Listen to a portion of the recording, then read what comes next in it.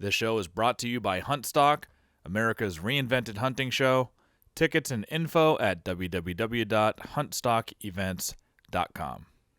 All right, welcome back, everybody. We are in the Hunt Suburbia podcast studios, and we're about to get into an interview here with Steve Sherk. And Steve Sherk, he's a super successful hunter. He's got a guiding business in Pennsylvania. He hunts, I think he said 500,000 acres total, that he's got cameras all over the place, 150 cameras across that amount of acreage in big woods. You have to be dedicated. You have to live and breathe hunting every single day just to keep up with the cameras. I mean, just to be able to make your rounds on them, change the batteries, catalog all that information. And so Steve is one of those rare breed guys who gets to spend as many days in the woods as possible. He says 300 plus days. So with that comes just a ton of knowledge. So I try to get as much out of him as we could in these, I think it was about an hour and 45 minutes on this podcast. So listen to it all the way through. He gave me a few pointers that I hadn't, it seems like it's common sense after you hear about it, oh yeah, duh, that should have clicked. But sometimes it just doesn't. You need to hear it from somebody. So there's a few of those in here where it's like, yep, that's I'm immediately going to start doing that with every camera that I hang. I'm immediately going to start taking note of, this buck that is in the same area on the same day every year. There's a couple of little things like that even if you're a veteran hunter, it might change the way you think about things and make you a little bit more successful, or at least give you a little extra boost, because we need all the tips, pointers, advantages that we can get to kill big bucks, and even kill any buck in some of these some of the places we're hunting, big woods, where it's fewer and farther between. So this podcast is going to be great with Steve Sherk. Steve is going to be at Huntstock, Massachusetts this year. And he's going to be doing a seminar, a deep dive seminar study, going over everything that he's learned by having 150 cameras out over 500,000 acres. So this is probably more than like any scientist could do on his own. So, this is as good a study as you're going to see when it comes to trail cam placement, deer behavior based on trail cams. What factors in the environment contribute to more deer movement? What time of year? Temperatures, all the things that, and he's going to go over all his data from the previous 2 years. So you're going to want to catch those at Huntstock in Massachusetts. He's going to be there on Friday and Saturday doing a seminar each day.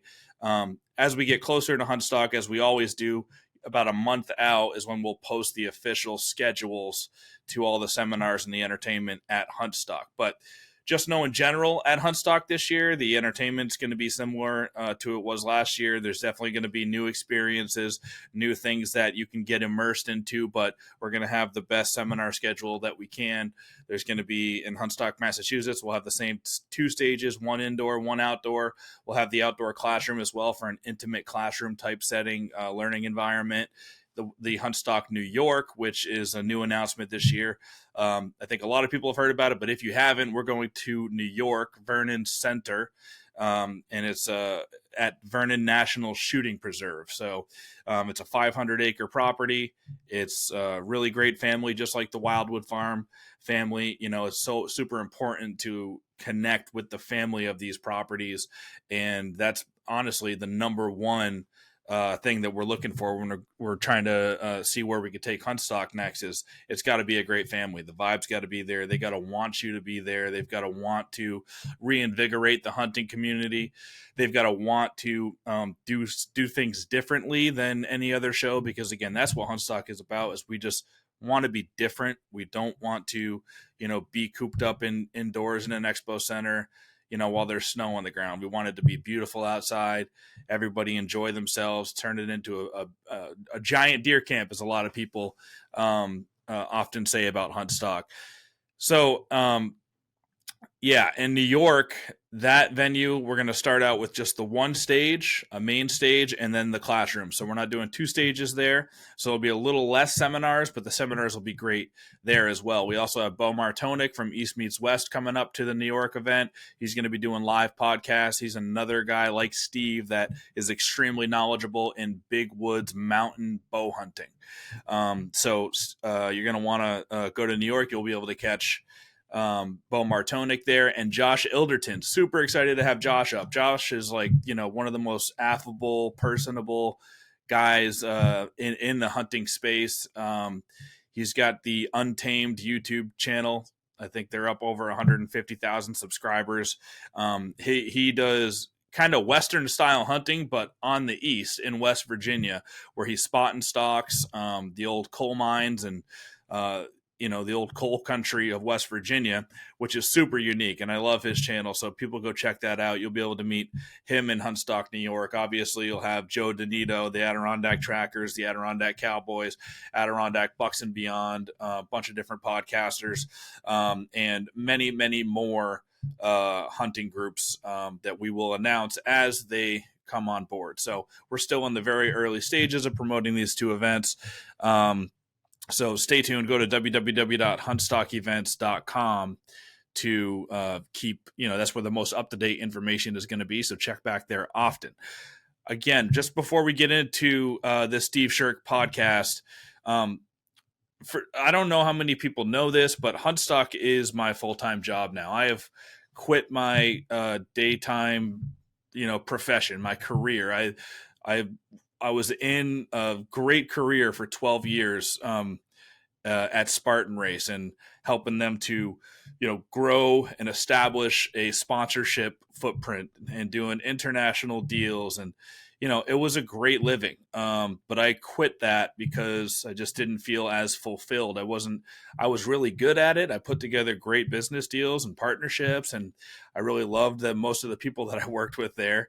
But I just didn't feel fulfilled. And hunting is something that I'm so passionate about. It's in my heart. I grew up, just dreaming about big bucks. I going to deer camp and all the awesome stuff that comes along with that, the culture, like deer hunting, that's my biggest passion in life. And so I took the jump from a full-time stable career over to Huntstock. And believe me, that's not because Huntstock is going to make me more money. It's not even close. I'm probably at 25% of what my earnings were at Spartan Race, maybe even less than that. 15%. So if you can imagine, my family, I feel a tiny bit of pressure from the family, although my wife is really, really great with it. I have to build it as a business. And the cool thing is that we have established such a awesome foundation, and everybody's so excited about Huntstock. And Huntstock in Massachusetts is already a reunion every year for people. Amazing connections happen there that change people's lives, and that makes me feel amazing. And that's what I wanted this to start out as. It has to be like everybody's believing in it. If you just go watch the video of people's reactions and kind of testimonials last year on what it feels like, and when everybody was calling it the world's largest deer camp, there really is a feeling and an energy and an environment there that I've never felt anywhere else before. It's super hard to explain. You just have to go there and kind of experience it yourself. So Huntstock it's doing awesome. And yes, Huntstock, when you compare it to other shows, is going to feel expensive. You can't just look at the price tag, though. $40 a day to meet all of those legends, to be able to not only sit in on seminars from all of those legends, but make personal connections, become friends with them. All of the amazing sponsors that come from the West, like Vortex came all the way from the West, and Quiet Cat came all the way from the West, and you've got Moultrie Mobile coming up from the South. These are brands that normally don't go to any shows in the Northeast. Kuiu coming all the way out. I mean, this is that was my vision. It was hunters in the Northeast are always overlooked. and I had a conversation with somebody in the industry in the Northeast recently who's a friend. And what he said is like, yeah, well, to be honest, the Northeast is the bastard child of the industry. Like literally, and he knows because he goes to all the trade shows, he represents a bunch of brands, and he's like, dude, we're the bastard children, and it's always overlooked. And that's why, traditionally it's hard to get sponsors to come to the Northeast, these big brands, because it's just not worth it for them. It's hard to get to, it's expensive to get to, but we're starting to do that. We're reinvigorating the hunting community starting in the Northeast, and big brands are coming. And, we want to support local brands, small businesses too, but it's nice to be able to see the latest and greatest gear from big brands, talk to the people who are creating the gear, the marketing directors, people marketing it, the people manufacturing it, innovating and coming up with new ideas. They're right there. And if you buy one thing at Huntstock, because all of these brands have show specials, if you buy one thing at Huntstock, you come prepared to buy one thing, there's your $40 admission fee right there. And then everything else is bonus. All the amazing hunters, the feeling, the camaraderie, the party atmosphere. I mean, all of that just becomes a bonus. So, but with all that said, I still understand it's $40, and some people, that's too much. It's more than what they're willing to spend. But you just won't understand how far that $40 goes until you show up at Huntstock. I mean, I went to buy a pizza for my family the other day, and it was $40. I went to a Subway. Me and Pat Burns went to Subway on the way back from New York when we visited the venue, and we got 2 Subway footlongs, and that was $40. Can you believe that? I mean, back in the day, I remember the $5 footlongs. 2 Subway sandwiches is $40. Huntstock is worth far and away more than that. So, please don't be afraid of the ticket price. And again, on that note, all right, this is an incredible deal. If you're planning to come to Huntstock right now, anyways, there's no reason not to get your tickets before February 11th while we're running this Ultimate Bow Hunters giveaway promotion. Expedition Archery has donated a $2,000 X-Lite bow. All right, bare bones, nothing on it. It's a $2,000 bow made of Magnite. By all considerations, it is an incredible bow. I haven't shot it. I've talked to people who have. It's an incredible bow. That plus Trophy Line has donated in a Hyperlight platform. It's their new product. They debuted at ATA this year, and I believe it won 3rd place in best new product.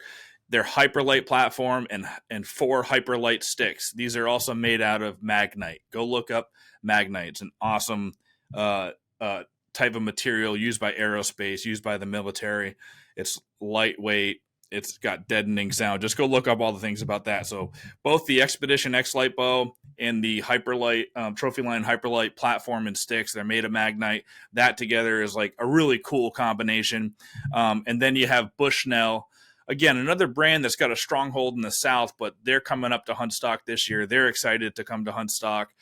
They want to reinvigorate that brand a little bit and show the Northeast what they're all about. And they're throwing in some EDX 10x42 binoculars. I believe it's about a $350 pair of binoculars plus their broadhead laser rangefinder. So rangefinder, binos from Bushnell, Hyperlight platform and sticks from Trophy Line, and then the X-Lite bow from Expedition, all together in a package is about $3,400 package. If you buy your tickets for Huntstock before February 11th and you use code BowHuntMass, this is in conjunction with the great page Bow Hunt Massachusetts. They're doing their Buck of the Year competition. Huntstock sponsors that every year. So, and that competition will end on February 11th.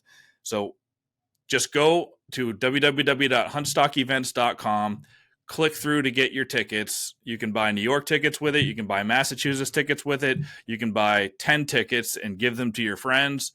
But for every ticket that you buy, you're going to get entered into this giveaway. And we're going to draw a winner on February 22nd to win that entire package, $3,400 worth of awesome gear. To be honest, there's not a lot of people who have signed up for it yet. You're going to have a really good opportunity at winning $3,400 worth of gear. So just use that code, bowhuntmass, BOWHUNTMASS at checkout. That's going to give you 10% off your tickets too, by the way. And you'll be entered every ticket that you buy. If you buy a 1-day pass, you get 1 entry. If you buy a 2-day pass, you get 2 entries. If you buy a 3-day pass, you get 3 entries into that giveaway. If you buy a 3-day VIP pass, which is entrance all day plus unlimited 3D archery shooting throughout the weekend, plus invites to the Thursday night parties, which in New York will just be a VIP party on site at the venue, little mixer, get together, hanging out. And in Massachusetts, Thursday night is our first ever film festival. That's a whole nother thing to talk about. But if you buy a 3-day VIP pass using code bowhuntmass before February 11th, you're going to get 6 entries into that giveaway. So again, you can buy a 3-day VIP pass for your whole family. Buy 4 of them, right? That's going to get you 24 entries into this giveaway. I don't understand how, if I was going to Huntstock and I was planning on it, why I wouldn't sign up before February 11th with the code to enter this giveaway. It's a sweet giveaway. If you guys can't tell, I am super passionate about Huntstock. This is my life now. So I would love to see every one of you guys come up to experience what the show is about, see what we're doing differently. Go to www.huntstockevents.com. Check out all the videos on there. Read through what we're doing. Check us out on Instagram and Facebook and everywhere. And just talk to your friends who have been there. Huntstock is unlike anything else. We are hoping that it's going to continue to grow. And we can do the same thing in New York that we're doing in Massachusetts, where it becomes this annual event that everybody is pumped up and excited about going to see their friends. It's sort of like a reunion. So that's it for me. If you guys have any questions, any comments, whatever, you can email me at huntsuburbia@gmail.com. DM me on Instagram, and I respond to every single person. If you want to sponsor, if you get a local business that's hunting or outdoors related, send me an email, DM me. We'll get you into Huntstock. Also, on that note, before I sign out and we get into this amazing podcast with Steve Sherk, Huntstock is I put all of my own money into Huntstock. I just want people to know that there's no investors. I put all of my own money and took a giant risk when I could have just, started a barbecue or a pig's roast or done something small that's really easy to run. But because of my experience at Spartan Race, knowing, the things that go into an event, I wanted to make it something extremely special so we don't cut any corners on anything. We have a giant expense line where if I looked at it and I said, oh, I just need this to be more profitable today, I could cut a whole bunch of those expenses. But I can't, because that's going to make it the show not what it is. It's going to change the whole fabric of the show. We have the highest quality audio on our stages, the highest quality video cameras. We record every single seminar for the people who are giving them, and we deliver those seminars to them after the event. We make sure that we have things like maps and programs that are really nice and high quality. We've got 3D pass lanyards that go around your neck. I mean, all these things, those are $2 a piece, and we print up thousands. Like, think about it. These things that we are doing all contributes into why we have to charge $40. And again, $40 is nothing. You get so much value out of it, but because we're making it a premium experience, we are not going to ever cut any corners. We're going to do everything we can to make it amazing. But that being said, that means our sponsorship pricing is also higher than other shows. We attract a demographic that is so passionate about hunting that our 10x10s are more expensive. Our sponsorship's more expensive. It's because we're bringing a higher value show, not only to the consumer, but to the sponsors. But talk to any sponsor that was there. Talk to any sponsor that came to Massachusetts last year and see how well they did. It was an incredible consumer show experience. I don't want to list off names, but the amount of vendors that did $30,000 and $40,000 in sales over the weekend, then go look at the 10 by 10 pricing that we have. It doesn't seem that expensive anymore. But all of that said, if you're a local company, if you're a smaller business, I do realize that some of those, that 10 by 10 price, it's too much. It might feel like it's too high, or that we're trying to price out a smaller business. That is not the case. Hit me up on an individual basis. If you are a local company, you're a smaller brand, you're part of the fabric of the hunting community, we are not going to price you out. You just talk to me about it. We've got special pricing for the smaller businesses. We've got special pricing for nonprofits. Okay, just reach out to me and we'll work something out. The last thing I would want to do is create Huntstock and make it this super gated experience that only big brands and rich people can go to. That's not the case. Hunting is for everybody. We want everybody there, and that includes the local businesses. So just wanted to make that statement. Let's get into this amazing podcast now with Steve Sherk. You guys are going to enjoy it. We'll see you soon. All right. Welcome to another episode of the Hunt Suburbia podcast. And today I'm joined by Steve Sherk. Thanks for coming on, man. Oh, my pleasure. Thanks for having me. 100%. For people watching who don't know who you are, why don't you give them like an overview of who you are, what you do, and kind of the type of hunting that you do. Yeah, most people know me as far as my hunting guide business. I just do strictly whitetail guiding. It's all big woods, mountainous type terrain. A lot of people know me through social media, either Facebook or Instagram. I think I've just been kind of like a unique person because, especially where I'm from in northern Pennsylvania, there's like nobody that does what I do. There's really not many people that have tried. And I'm not bragging or anything, but people just find me interesting that, I guide on public land and just in that big wood setting. And I think, just my passion and the time that I've put in is, put a lot of interest into really into others. So I think that's why I can't tell you how many podcasts I've been on, but I think that's why a lot of people like to have me on, because I just love sharing my experience, my knowledge, and obviously my passion. So other than that, guiding's not my full-time job. I also have a landscaping business that pretty much pays the bills. Guiding is not at least in my area, it's not something you get rich off of or do a full living from here, but it benefits well because in the landscaping field, it slows down in the fall, and that guiding kind of makes up for some income. So, yeah, I'm a man of a few different trades, and you know, like I said, I just I even though that I don't have my own podcast or I'm always willing to do these kind of things because overall, like in hunting, I get more out of probably sharing my experience and my knowledge versus just going and doing it myself. So kind of bodes well with the guiding and these kind of situations. And most guys who are landscapers convert to plow truck drivers and do some plowing in the winter, but you just forego that to spend as much time in the woods as you can, huh? Actually, no, you didn't. That's a great point. I actually do plowing. This month has been a little bit busy here, but overall, and I've been doing plowing for. I mean, I've been in the landscape business honestly since in high school, even though it wasn't a legitimate business.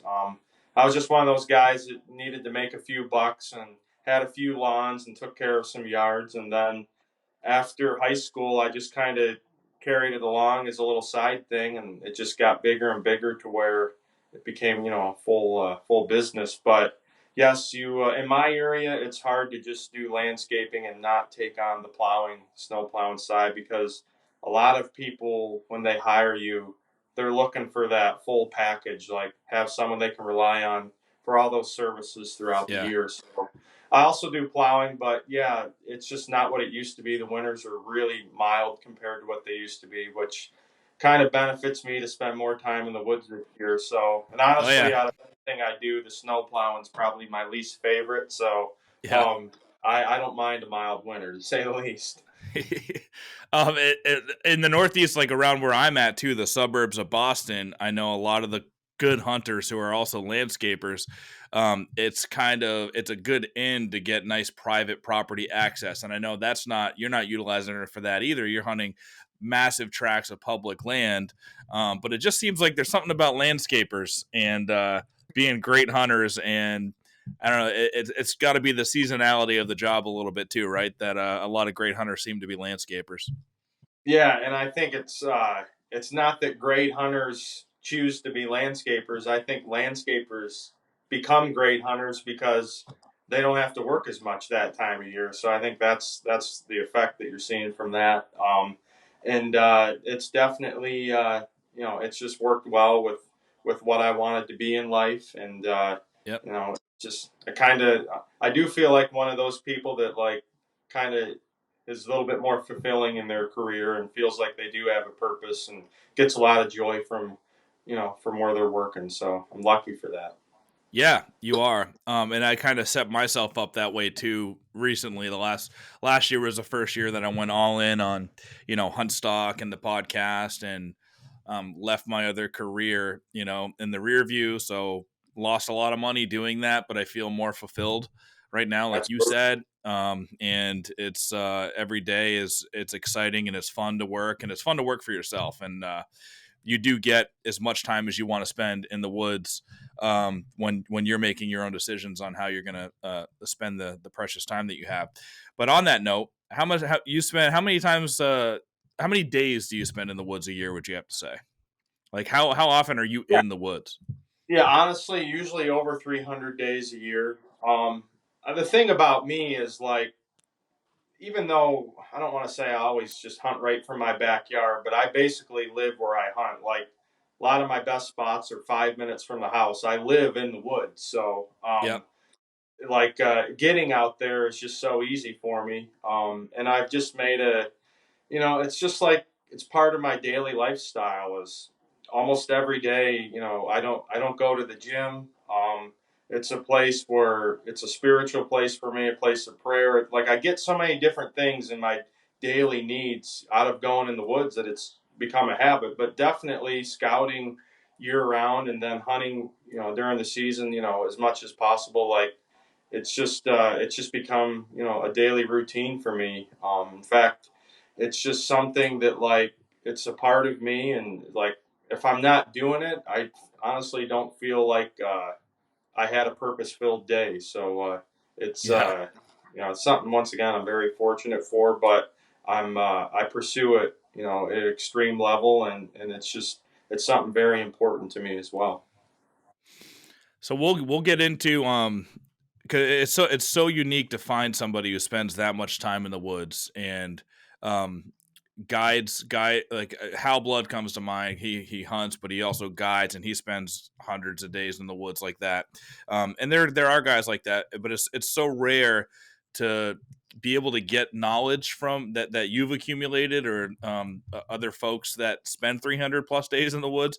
So Yep. we're gonna pull a lot out of you in the podcast. But just before we get into it any deeper, I want to remind people, or I guess announce that you're going to be coming to Huntstock in Massachusetts this year, and Yep. you've got a seminar topic, and we will touch on that a little bit too. And it's what is it? A high level trail cam study over how many thousands of pictures and how many years? Can you just tell people a little bit about what that's going to be like? Yeah. So every year, and I've done this, geez, probably 6, 7 years. I collect as much data from when I first started, it was probably like 75 trail cameras, and over the years, it's built up to close to 200 trail cameras. And honestly, that number varies because sometimes you just don't get as many out. You have cameras break, and just so many different variables. Like I can't say every year it's the same number, but in the past several years, it's been at least 150 cameras. And Wow. I've documented all kinds of weather scenarios, even elevation, habitat, all kinds of stuff I've really paid attention to. But for the most part, what I found is, at least in my area, that it just seems like temperature has been the ultimate factor of what really has the strongest effect on movement. So that's what we'll go over, and I'll probably go over just the past 2 years. It's very hard to, I'm sure the seminar is going to be like an hour or something. It would take all day or more for me to go Yeah. 5 years of data or whatever like that. So we'll compare the past 2 years because it's really interesting how, you would think like every year has got to be close to the same, especially a lot of the studies during the rut, and it's different every year. And that's what's amazing is the data I get from this is just like mind blowing every year. But the one thing that is consistent is that temperature effect of movement. So people are going to learn a lot from this. It will definitely be something like, when it's all said and done, they're going to want to pay more attention to what I'm talking about. Yep. And, it's just something that I'm very interested in too. Just a true passionate whitetail hunter never wants to quit learning, and like our brains just want to soak up more and more, and it seems like there's an endless capacity of that knowledge that we want to obtain. So people are going to enjoy it. And do you use cell cams and regular cameras, like a mix of both? Like what is your kind of how do you divvy up your cameras in the woods? Yeah, this year I ran like 15 to 20 cell cameras. I would use more cell cameras, but this is very remote country, very Yeah. limited cell reception. And a lot of cell cameras, I'm sure it's not like one little teeny bar is usually enough for it to work. So most of it's just regular trail cameras. Some of these cameras may go months without even checking, and then you pull the card at the end of the season and see what you can get from it. And some cameras Yeah. really are almost more for the study than just to really Yep. use for that season.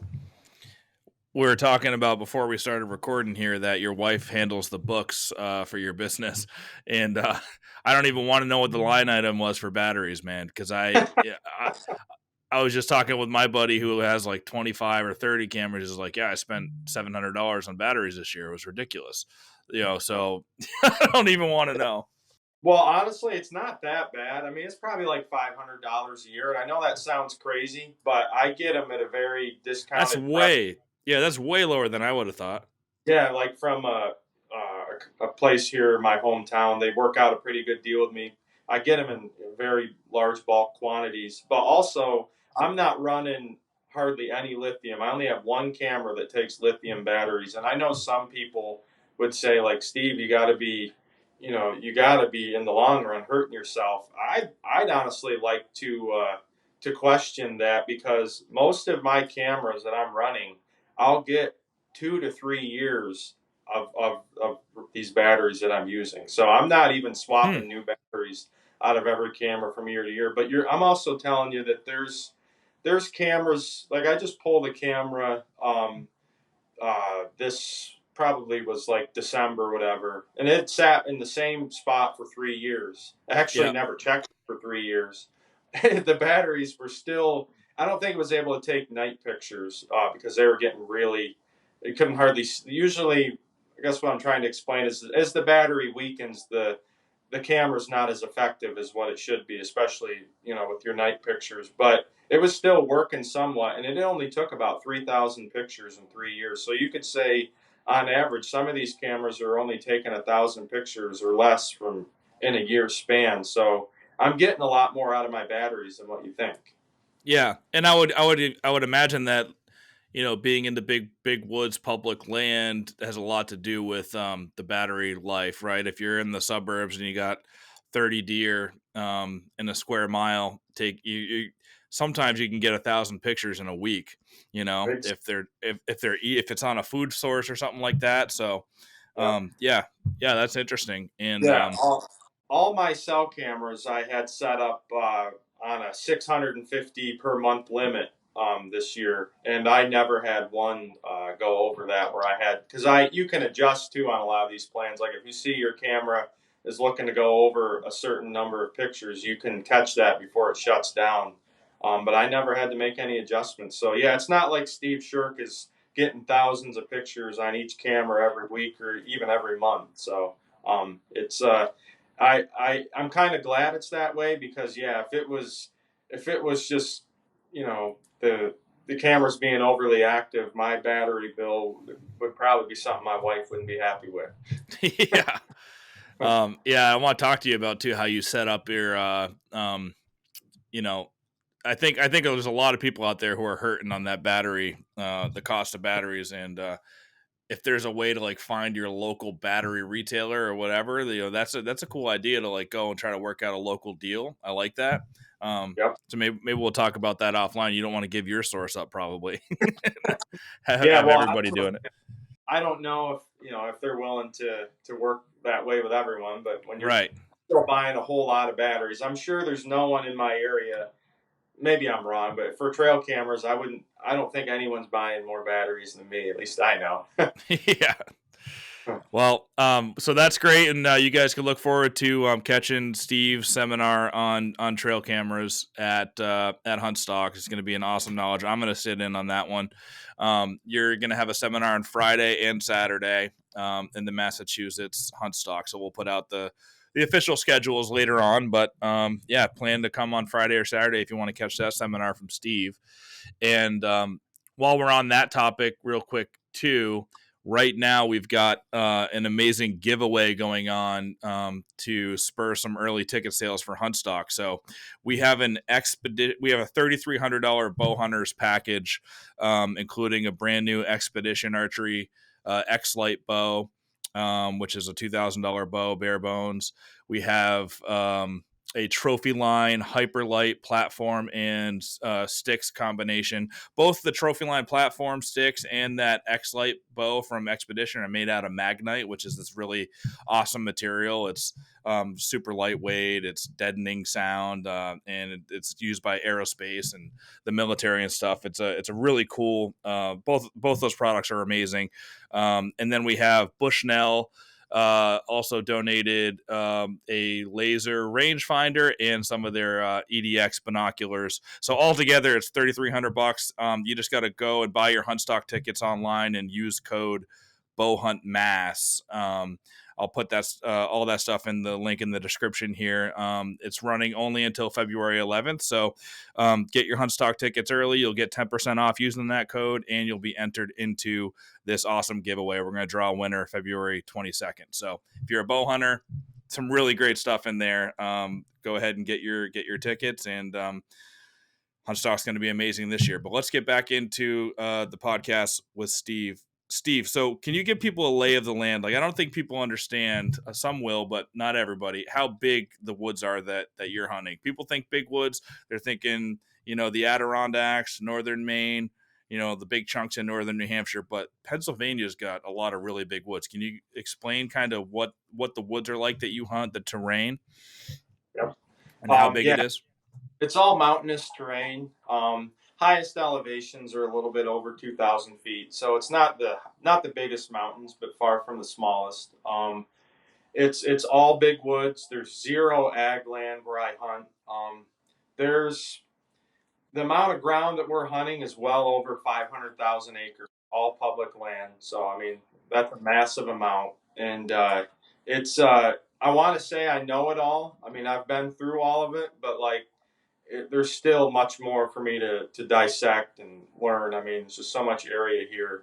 So, like you said, when you think of big woods or public land, hardly anyone thinks of these type of places in Pennsylvania. A lot of it is in national forest land, but there's all kinds of other public land here. I'm fortunate, like, where I grew up right in the middle of this. I've never left from the day I was born, so I really don't know anything different. Like, from a guiding aspect, like when a client comes here, they're like, "Wow, man, you don't know how good you have it." Like where I live, I got to drive 2 hours just to any public ground, and literally, like, I can walk from my Yeah. house to most of this area. So, something I'm very fortunate and blessed to have. But yeah, it's just all real big woods. The the access isn't always that bad. There's a lot of like logging roads, oil well roads, a lot of hiking trails. There's not a lot of like real vast remote country though, where like you walk in 10 miles and it's just never ending. Like the biggest chunks are like 2, 3 miles of like no roads, but it's still big woods. Like I said, it's far from the suburban type stuff or Yeah. anything like that. I mean, it's just area of like no houses, just wild, true, pure ground. So it's a beautiful place. That sounds like it sets up a little bit like Maine does, where it's vast woods, but at least you have a lot of logging roads that you can get out to a road, drag a deer out, and not have to go more than 2 or 3 miles to get to at least to a logging road, right? That's exactly right. It's Yeah. probably very similar to Maine because especially it's a big logging area, which Maine's a heavy logging state as well. Logging's been pretty active in my area, so you're seeing more and more roads. But it's also neat too because like the area is constantly changing. Like you always have to constantly adapt. No area stays the same because when there's logging, you have changes of habitat. You might have maybe like a really good section of oak hardwoods, a great oak ridge, and then they might just come in and wipe it right out. You've hunted that ridge for years, had success, and then once those oaks are gone, there goes the food. Now, yeah, eventually it will grow up and there'll be good browse, but in this situation, you're constantly keeping an eye out for these changes and adapting because it never stays the same. But I kind of like that too because every season, um, it's a new season every season. There's always something you're going to learn. There's always a new challenge, and I'd rather have that challenge than like I got that same stand I hunt every Yeah. year. That is like I like the newness and having to evolve and adapt every year.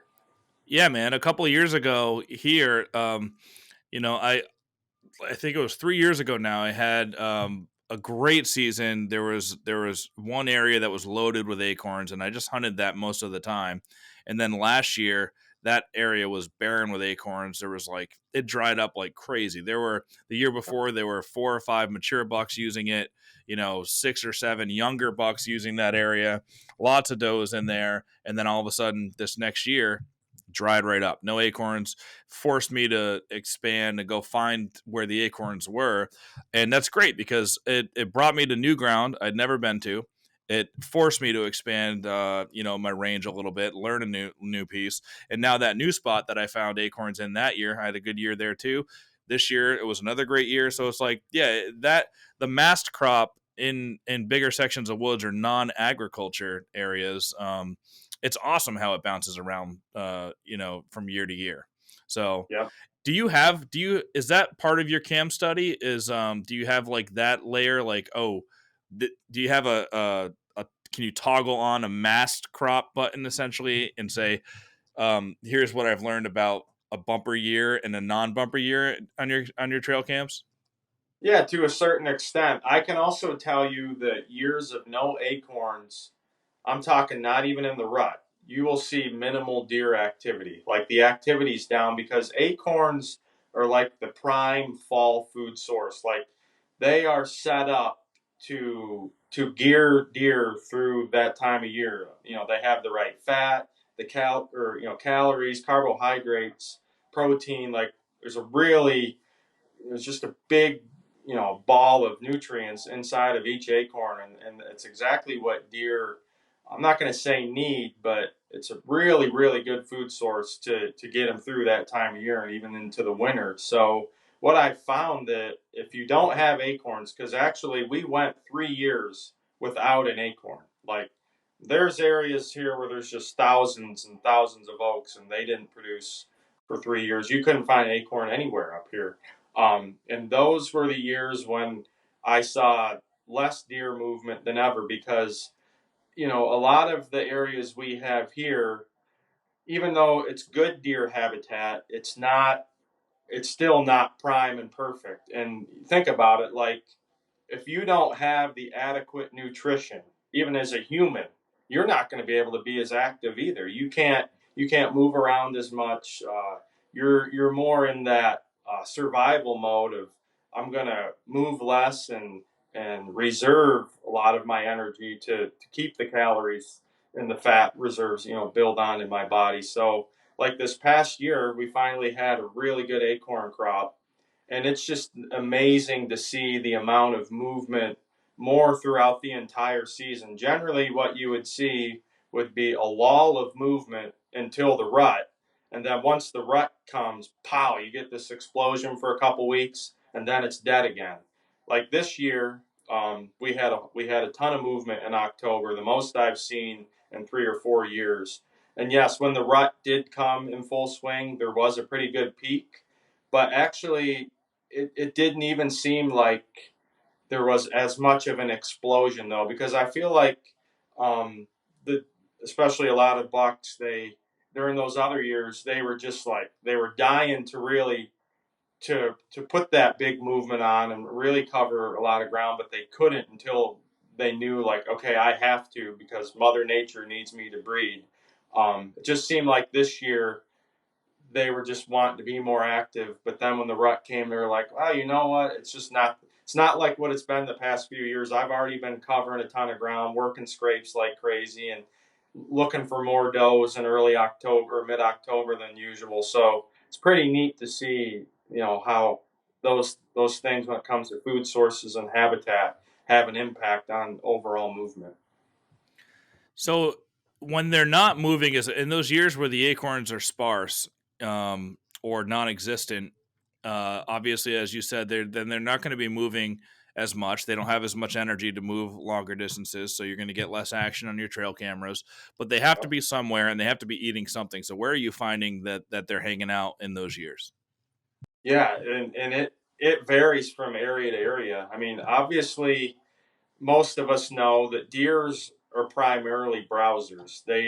Yes, they all love acorns, but like there's times a year when the acorns are not available anyways. So, I mean, they're always browsers. And yeah, the more browse and quality browse you have in an area, the better off your deer herd's going to be. But there's some areas where there's no logging here. There's actually designated places where there's never allowed to be any logging. Yeah, It's like just special land, especially for recreational purposes. Just that it's like beautiful, it's beautiful. like yeah, it's like the Adirondacks. They've got it's Yep, for forever wild, right? They don't allow any. yep, yep. So we have some areas like that. So you'll see significant decreases in activity in those areas when those areas don't produce acorns, and you might see.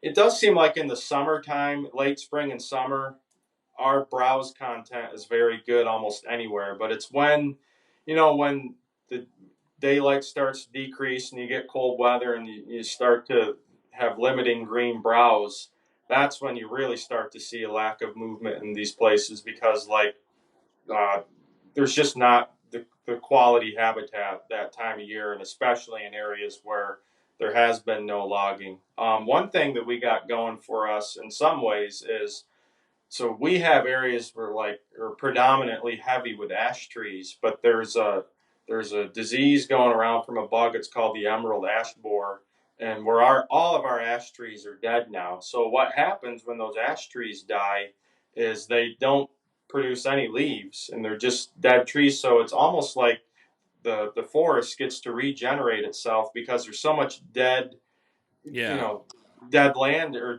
so many dead trees in the area. There's so much sunlight being Yep. gathered, so those areas are really holding a lot of deer because the forest is, regenerating just because of the increase of sunlight. Things like Yeah. that will happen. You pay attention to those kind of things, but overall, um, you know, going into the fall, it's no matter what, if you don't have acorns, I still see a decrease in activity. But yeah, you do want to focus more on where there's heavier browse. Doesn't always have to be clear cutting. Like I said, you go into those areas where the ash trees are dying, and wherever you see a good heavy understory of certain plant species that deer want to eat. Like we have a lot of beech brush in areas, but a lot of people don't understand that deer don't really eat beech brush. So like you'll find areas where you see like all this understory and brush everywhere, but deer don't just eat anything. There's not nutrients in all plant sources. So getting to know, what plant sources deer like. They'll eat young oaks, young maple, and they eat a lot of different things. But knowing, if you especially know the browse that they don't like, that's something to pay attention to, because browse is the number one food source for deer year round. In such a vast, like, you're covering 500,000 acres, right? It's crazy that you know all of it, like, or you've walked through it all, because it just seems like a huge tract of land. But covering such a big area like that, it would seem like maybe in those years where the acorn crop isn't an abundant crop, that it would at least narrow down where you have to go and kind of make your job easier. It would seem like a little bit. Does that happen? Because it has to concentrate deer in certain areas. Because like up here, when there isn't a big acorn crop, and you find that the one or two oak trees that are producing somewhere, then if Hmm. you can find that, you go there, and it almost makes the season a little bit easier because the crop isn't spread out across all the land. So if the food isn't spread out over 500,000 acres and it's concentrated to smaller pockets, do you find that it's a little bit easier to find them and hone in on them and hunt them in those years? The problem with us is it's hard to hunt small pockets of food come like October, November, because we have bears, we have turkeys, and especially if you're talking acorns or any kind of mast, the bears get so heavy here that those small pockets of food, they don't last long. A lot of our oaks, whether it's white oak, red oak, chestnut oak, whatever, they will be done dropping their acorns by mid-October. So especially come rut, when a lot of us want to be out there hunting, if it's just small pockets of feed, they're wiped out come then. Or sometimes, I mean, this year I saw, like, for instance, white pockets of white oak acorns where bears were going right up in the trees, and we're not even talking about waiting until they fall. I mean, they're wiping them out up in the trees. They climb right up in there. So Wow. yeah, there's not enough to withstand. There's When you have a small crop of acorns, it sounds like a great idea. Like, man, just hunt those 4 or 5 oaks and you'll be in the money. But the problem is our seasons are somewhat later, and they usually just don't hold up by for that long. Now, I will say, this year in most places, it was like marbles with white oak acorns everywhere. So now it could be a factor, because there are areas that are cleaned up, and there's still areas where there's leftover acorns because they just couldn't get to all of them. So Yeah. now you could say your hunting pockets, if it was the season per se, our season's over, but this later, maybe later in the year, where you during a season when you've had an overabundance of acorns, I think you could say you're hunting pockets of feed them, because there's certain ones they didn't get to. Yep. Yeah, that makes sense. Do you have, like, do you use OnX or any mapping softwares to kind of catalog all of these data points that you have, and to you know capture all that knowledge and shrink that 500,000 acres at least? What do you use? Do you use a software? Um, I use Spartan Forge. I'm actually on the pro staff, so Yep. pretty committed to the Spartan Forge. But yeah, I love all that stuff, especially like every trail camera. There's a trail camera icon. Yeah. A lot of buck bedding, like all that stuff is really important where I'm at, especially when you're covering such a wide area. There's so many little details that, I mean, yeah, a lot of times when I'm walking through that area, I'll be like, oh, I remember that buck bed there. Or I remember that scrape being there. But like, if it's not all really, noted down, or especially journaled on some type of app, like Spartan Forge or Onyx, like it's hard to always just sit back at home and remember all these little things and make a game plan. So Yeah. yeah, it's so easy to just pull up that information in that area and be like, oh yeah, here's this, here's that. It's very, very important in the situation that I'm in. So I was wondering if you like keep track of the white oaks that seem to produce, or the best producing areas, and have you been able to pattern at all how the oaks are dropping year over Um, year? Like, Not really. Especially we've had so many different situations like that make it hard to pattern. Like for 3 years, we had a gypsy moth problem. yeah. What they do is they mainly primarily focus on oak leaves, and that really devastated our oak production for a couple years.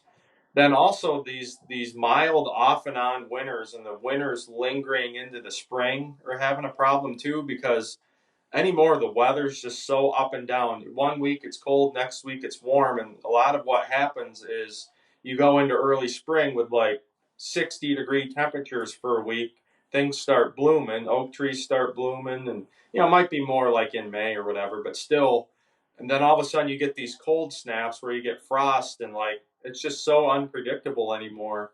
I feel like you can't find the actual trees that are able to withstand this. But what I will say is elevation actually does play a part into that uh, frost situation because you have two types of frost. You either have high elevation frost or you have low elevation frost. A lot of times you don't have frost everywhere. So, what we did this year was we paid attention to the frost, and then what we would watch out for after, about a week after a frost, you could look at the oak trees and all of a sudden you'd see like these pockets of brown on the mountains. And what that meant was those trees got hit and you knew there wouldn't be acorns in there. You can see it from a distance because you see green everywhere and then these big blobs of brown. So that's something that I pay attention to. And it was mainly all low elevation. So your high elevation oaks almost all produced. So there's little things like that you can pay attention to, when your oak trees are blooming. It's very easy to recognize, to even take a ride around. There's so many roads and access here that in one day you could figure out where all the acorns are going to be mostly. So knowing that ahead of time was a huge step ahead of the game. Knowing, okay, all of our low elevation oaks, we might as well just cancel that off the list. Hmm. So out of all your 150 cameras that you have out and 500,000 acres that you're covering, do you know how many like mature bucks you have on camera? Different bucks, like do you get that granular on it? Um, not. I don't want to say like I can tell you. I know I got 79 or there's a lot of them. I want to say there's probably 50 that I target. And I can tell you that, when I say mature deer, I'm thinking 4-year olds or better, but I'm also paying attention to 3.5-year olds because they're almost to mature, and by Yeah. next year. So you're starting to keep an eye on what those deer are doing and starting to develop a history. But honestly, there's probably 50 deer roughly that I'm always following and learning from. I mean, I kid you not. People would be surprised, but I've got several bucks that are probably 10 years old, that I keep tabs on. Like, even though it's public land, it seems like our deer, once they get to 3 or 4 years old, they become extremely smart and hard to kill. Um, Even though, once again, it's like, man, but it's public land. How are they getting so old? But they've learned where they can go to survive. They've learned when they should move, when they shouldn't. They've they've found ways, bedding areas where it's almost impossible to get an advantage on. So um, it's just amazing how many older age class deer that we have here. It's unbelievable. So when you get like one of those 10-year-olds or the anomalies there, do you tend to focus in on them, or because they're so hard to hunt once they get that old in that area, you kind of just say, hey, if we end up maybe we'll hunt and stand over here, but if we end up seeing them, it's a bonus. Like do you specifically hone in on a certain deer? That's a maybe with the biggest rack or the oldest or most mature buck, or what's your strategy there? Usually I hunt deer, or we put a client on a deer that we're most confident in killing. Like, there's a lot of deer, and honestly, there's many that I are so big I don't post on social media. I'm sure you know me as like, man, this guy posts a lot of pictures of bucks, but there's a lot of them that are really big, but yet I haven't developed enough history and enough collected enough data and confidence that, they're kind of just on the back burner. I'm still learning, but what I have found that it seems like a lot of these older deer, once they get 6, 7, 8 years old, it does seem like a lot of them shrink down their home range. Maybe not so much during the rut. Now, some of them will also have different areas for different times of the year, summer, fall, winter. You'll see shifts that way, but you're focusing on that home range in the fall and in hunting season. And like we had a buck this year, we called the Monarch. The owner of Spartan Forge, his name is Bill Thompson. He came and hunted that area and he killed that buck. Nice. Um, yeah, and we're figuring it's 9 or 10 years old. But this year, out of any year, I don't want to say the buck got dumb, but he really shrunk things down. I think he felt so confident in his area. He was the king. He had the does that if you played your cards right and you did all the little things right, you knew he was going to be there. And that's what was nice about that deer in that situation, that like, yeah, there's so many deer here, 4 or 5, some maybe 6 years old, that like they're just so hard to hunt because you don't know where he's at today or tomorrow. And that could be different from today or tomorrow. But we knew that buck we called the Monarch was right in there. Just given the fact that he had the rights to that area. Every buck in that area knew that was his ground. And he shrunk down in there. And luckily, he was on a hot doe and Bill was able to get him. And that's where that history of learning a deer more and more and watching how his range and his ground is shrinking at certain times of year, like that does make him a little more killable, in my opinion. Yeah, it seems to be a common theme that the deer, the older they get, they shrink down. They shrink down their ranges. I know of a few bucks locally here that have been killed in the last few years that were killed at 10 and 11 years old, and they were in a really tiny home range by that point. So it's like there seems to be there's like this there's a buck is when he's 3 years old, two or three, he's easier to kill because he's still learning. When he gets to be 4 and 5, they're starting to cover a lot more ground and they're more aggressive during the rut and they're doing more chasing than those really big older bucks because those older bucks know, like you said, they know the does in the area. They know that they can wait for them to get to peak and then go out. They're not doing as much chasing. So those 4 or 5 year olds, maybe they're 4 year old, 3 and a 4 year old are easier to kill. 5, 6, 7, they start to be smarter, but they're also shrinking their range. So then it gets to a point, when they get really old, you would think, oh, they're as smart as they've ever been, but maybe they're easier to kill because you can narrow them down a little bit. Not easier to kill, but they give you a card. Just knowing where they're at is a huge deal. That's the thing. And I can also say, like, every big deer that I follow, I note down any trail camera picture I ever got of it, as far as when that was and where that was. You got to pay specific attention to time of year. Like, so many people are like, man, I'm getting this big buck in the summer, and all of a sudden he just disappears, and I don't know where he goes. Some of these bucks will shift several miles. Some of it is amazing too, how they'll be in the same area in the summer, but they don't use any of the same travel routes. So like paying attention to all those little details, like it's just amazing the difference how a buck is in the summer and his behavior and what he does, and then in the fall, and that can even be in the winter too. We had a buck this year also that we've been following for a few years, absolute giant buck. And I don't even post pictures of this deer either, but in one night, he's done the same thing on the same date 2 years in a row.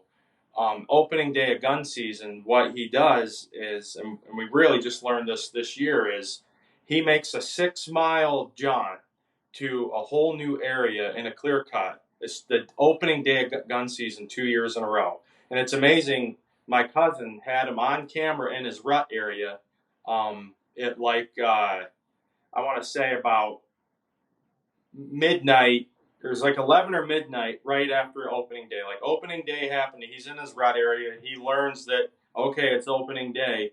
and then the same place where he was last year, he goes 6 miles and is in this clear cut 6 miles away before daylight, on the second day of gun season. That deer knows that it's being hunted, and he has a special place where he goes to hide. I mean, it's just amazing. He did it 2 years in a row, and it's just amazing too. Like, you had this deer 6 miles on camera, and we're actually talking in the matter of 5-6 hours, whatever. I say 24 hours, but in 5 or 6 hours, he's covered all that ground to get to his safe zone.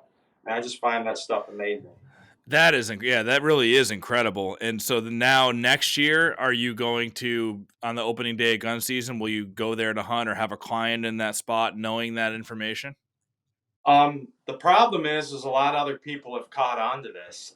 It's a very special deer, big deer. And there's another group of people that has cameras in this clear cut. I don't think they know where the deer is rutting, which that might be what you got to try to take advantage of. Except, even though in the rut we think like a deer is easier to kill, but it's actually really hard, in my opinion, to target individual deer in the rut sometimes, just the way they travel. They're so, Unpredictable. Yeah. yeah. So Yeah. we feel that we have a good chance in the rut as far as maybe having them a little more to ourselves. However, in his hiding spot, he's now pegged. In fact, another guy I know had a camera in in his hiding spot, so they got a group of guys and put a drive in there this gun season. And just by the grace of God, I would say, there were two or three guys in that group that helped drive that didn't have buck tags. They killed them before this driver in archery. Those are the only guys that had opportunities at that buck in the drive. The people that they were trying to push to, that were trying to kill that giant, never got an opportunity. And they pushed that spot 2 days in a row and bumped the buck out each day, which that's somewhat of a surprise. Like, he feels so confident in that spot that he goes back there. But I am getting concerned that, okay, now we have a lot of people knowing what this deer does. It's going to be interesting. Maybe he even does something different next year because he knows people Yep. are onto it. So it's going to I be I interesting. I'd be willing to bet that happens, but that's super interesting to like, yeah, like now you this story that's unfolding, it's you don't know what's going to happen, and that's exciting. But yeah, I'd be willing to bet. Sounds like he's smart enough now that he's not going to be back there next year. He's got to. He's I don't know if he was pushed like that, he it seems like he knows. Well, we also have cameras in there, and we haven't got a picture of him after he got bumped the second time.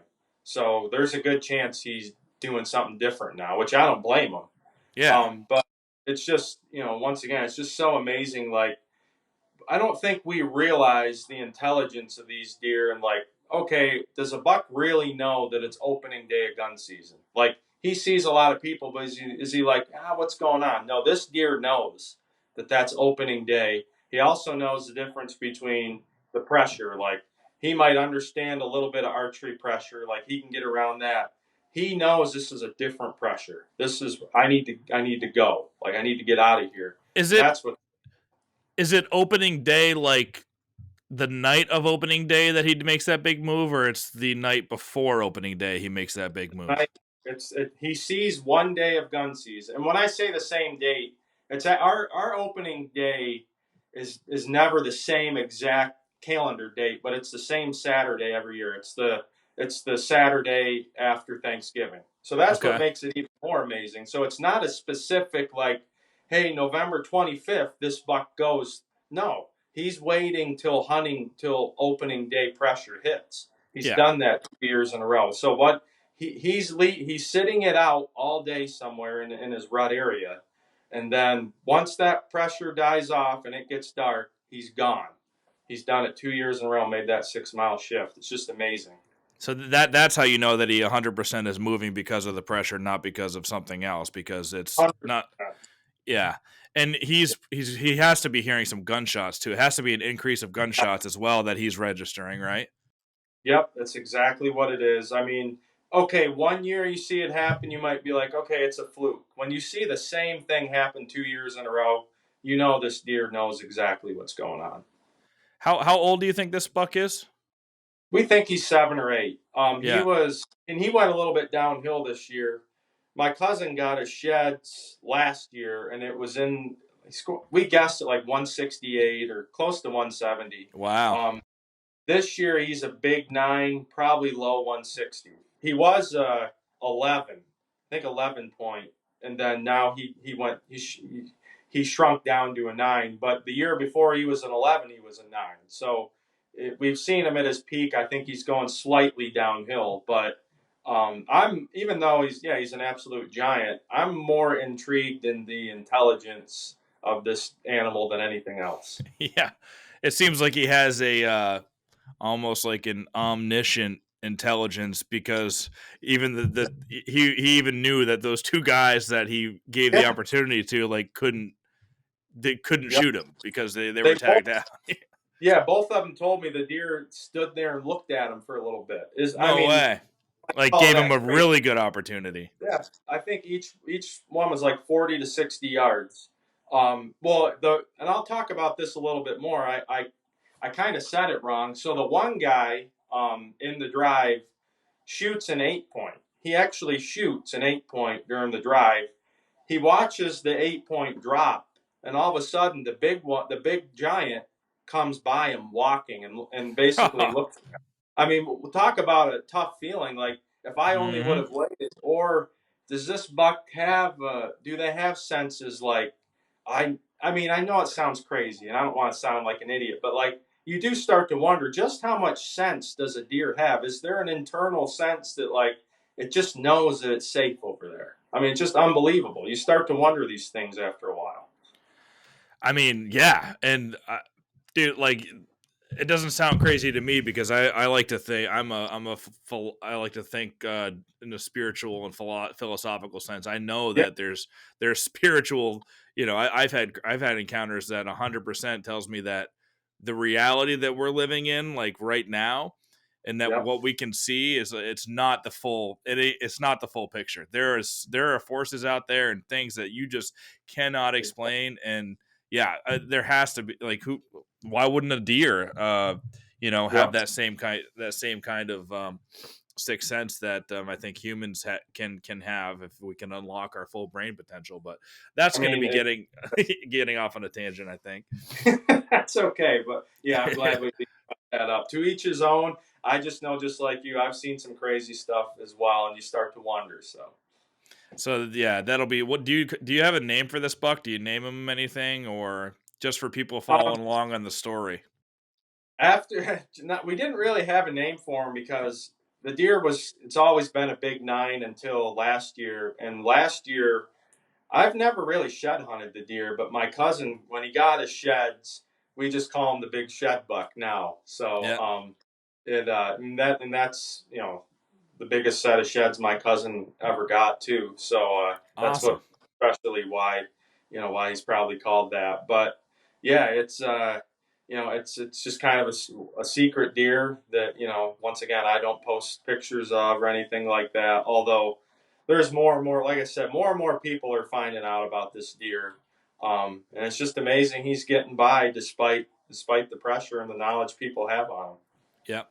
Cool. Well, I'll definitely be looking forward to seeing how this next season plays out, and what you learn about him, and if he went back to that spot or not. But I bet you Yep. he's not going to go back there. I agree, and especially the fact that usually there's pictures of him throughout the winter. We're not seeing any sign of him now. I highly doubt he got shot. I think he's like, all right, 2 times is enough. I'm out of here. Yep. Skip town somewhere. Do you find Yep. that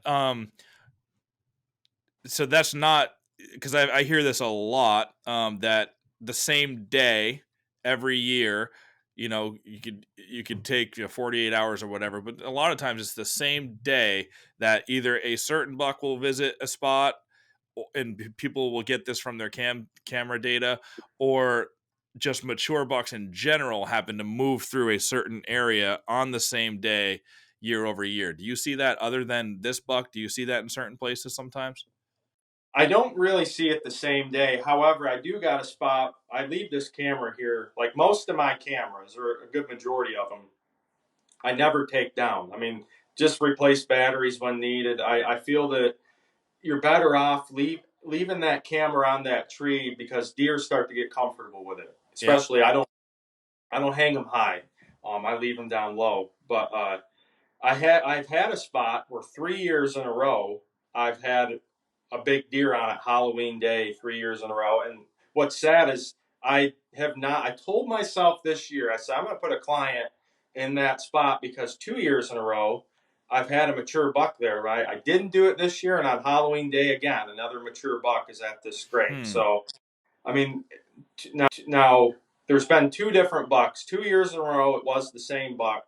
This year, it was a different buck. Although the buck that was on it 2 years in a row was still alive, but he didn't come through Halloween Day. So I think that's more of an anomaly. Like it's pretty rare. I'm not going to say it doesn't happen, but I do see like in a window of days, like maybe 3 or 4 days, this spot seems to be good every year in this time frame, and I think that's something to pay close attention to. But yeah, I rarely have it like every year on this date.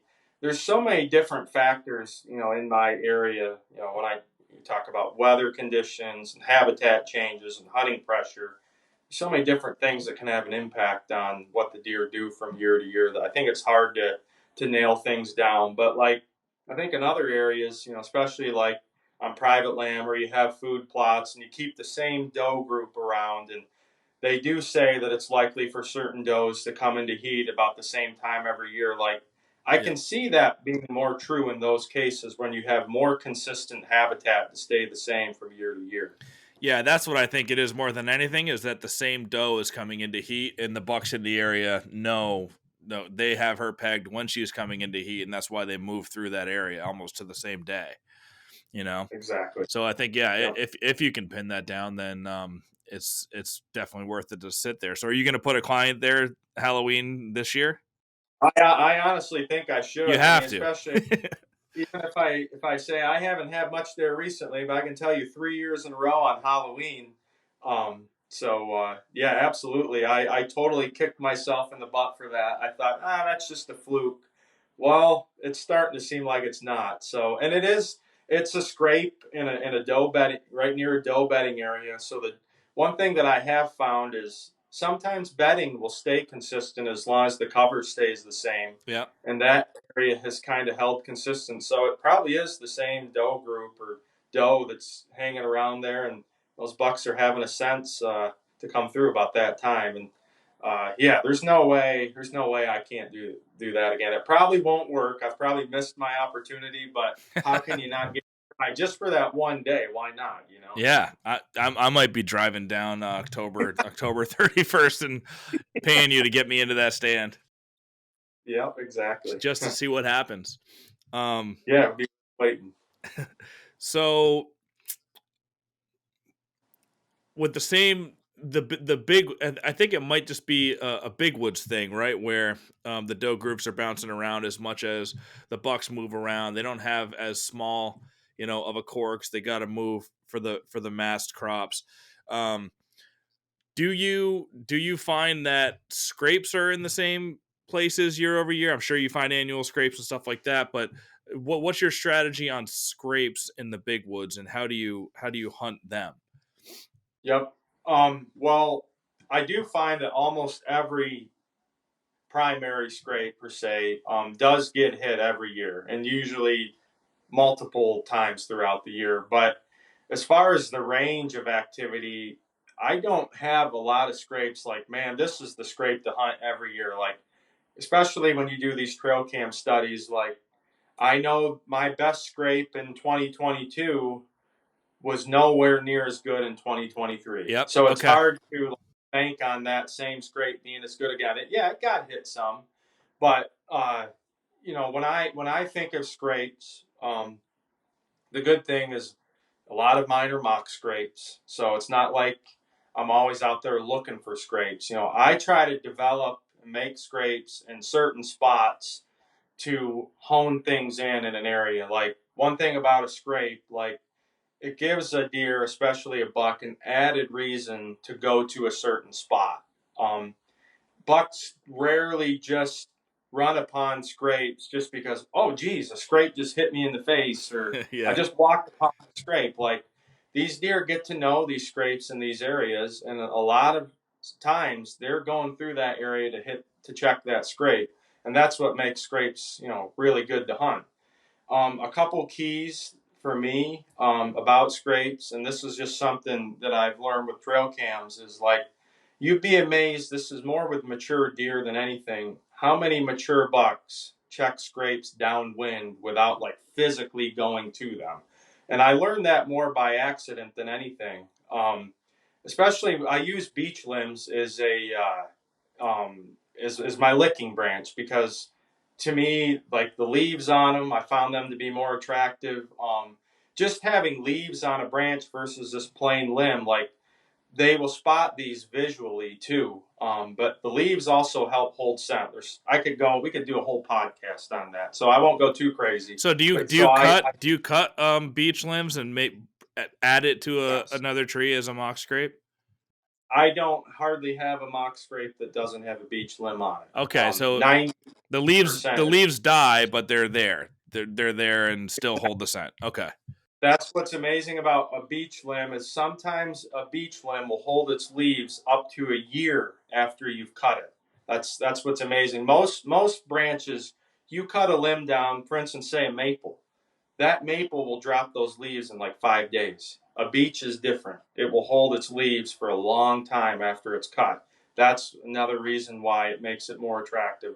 Leaves on your licking branch, like I said, create added attraction from multiple Yep. different aspects. Yep. So, Visually, like you said, they see that just like the fresh dirt. They can see a big fresh dirt. It's like there's just so visually, it's like, oh, boom, I want to go over and check yeah, that. Okay. deer. When most of the time, and you probably know this, and many listeners, any deer makes a scrape, when it goes up for the licking branch, a lot of times it will break that to a point where it hangs vertically. Yeah. So what I've learned is that deer have a natural instinct to look for scrapes visually when they look for that vertical branch hanging down broken. So that's what I do, is I hang that beech limb vertically, and that's a signal like, oh geez, we got something going on over here. I'm going to check that out. And I've seen it with my own eyes hunting these scrapes. Like, I've seen bucks from like maybe 75, 80 yards away going a different direction. It stops and sees that vertical licking branch that I've made, and boom, it comes right over. It wasn't scent or anything. I use no scent. I'm not saying scent doesn't work. For me, I haven't had enough experience where it felt like it was an added benefit. To me, it's hurt me more than it's helped me. So what do you Um, mean? What do you mean when you say you hang it vertically? So are you grabbing it and making the actual break, or you're turning the branch upside down so the leaves are hanging vertical? How are you hanging it specifically? Yeah, so I would want to hang it naturally where the leaves are upside down. Most of them anymore, I just hang with a zip tie. Zip ties seem to work really good. Yeah. Wires, probably steel wires, probably the best. I've had mice and squirrels chew the plastic. It's just, zip ties are just so Easy. easy. Yeah. Like, pull one out of my pocket, zip it up, and 90% of the time it'll hold up pretty So good. so But I you hang it naturally, like it's a limb coming from the tree naturally. but you hang it vertically off, like you have an overhanging limb, Okay. and you hang it vertically, All right. like it looks like it's been snapped, Yep. like a deer would normally do at a scrape. I got you. That's the Yep, that vertical broken looking branch. Okay. So that all I do is I scrape the ground underneath, usually with my foot, and just leave it go from there. And And the deer, do you wear gloves or take certain measures, or you don't? You just hang it. I Yeah. just hang it. Yeah, you could probably see in a 24-hour period somewhat of a negative impact. Like, you should have wore gloves because that mature buck came by. The way I look at it is, my I'm not I'm not as crazy to the point where during the postseason, when I do most of this, I'm not spraying down before every time I scout. I'm not Yeah. showering. Like, there's so many things. Like, okay, maybe if I use gloves, I might eliminate scent from being on the branch, but that deer is going to smell my scent all around that scrape Yeah. anyways. And yeah, maybe he gets spooked one time in a 24-hour period, but most of my mock scrapes are made in, like, even from now through like May. Like that's when I make most of my mock scrapes, winter and spring. So these deer have had a lot of time to adjust to my one little time being there, and 99% of the deer find the scrape well after I've ever been there or any of my scent being there. So, but yeah, getting back to my point when I talked about wind direction. So what I had found by accident was with that leafy beech limb, when it's windy, I can see it which way that limb's blowing, and it Mm-hmm. was amazing to see how many mature deer from like 10 to like 30 yards out would be always just walk by downwind. You see that branch pointing towards the deer, and that's the way that deer came. Yep. And that's when I said, okay, there's something going on here. This is an accident. So I try to, in some cases, what is the predominant wind in this area? And generally, most of our predominant winds are south to west, Hmm. somewhere in that, Okay. and in that in that direction. So I try to, if I can, point my camera, watching that downwind flow, because if you just have that camera at that scrape, you'd be amazed how many bucks came by in an opposite direction downwind. You're getting way more intel. So mature bucks, I would say maybe 30 to 40% of the time will check a scrape without even going physically to it. Their noses are so powerful.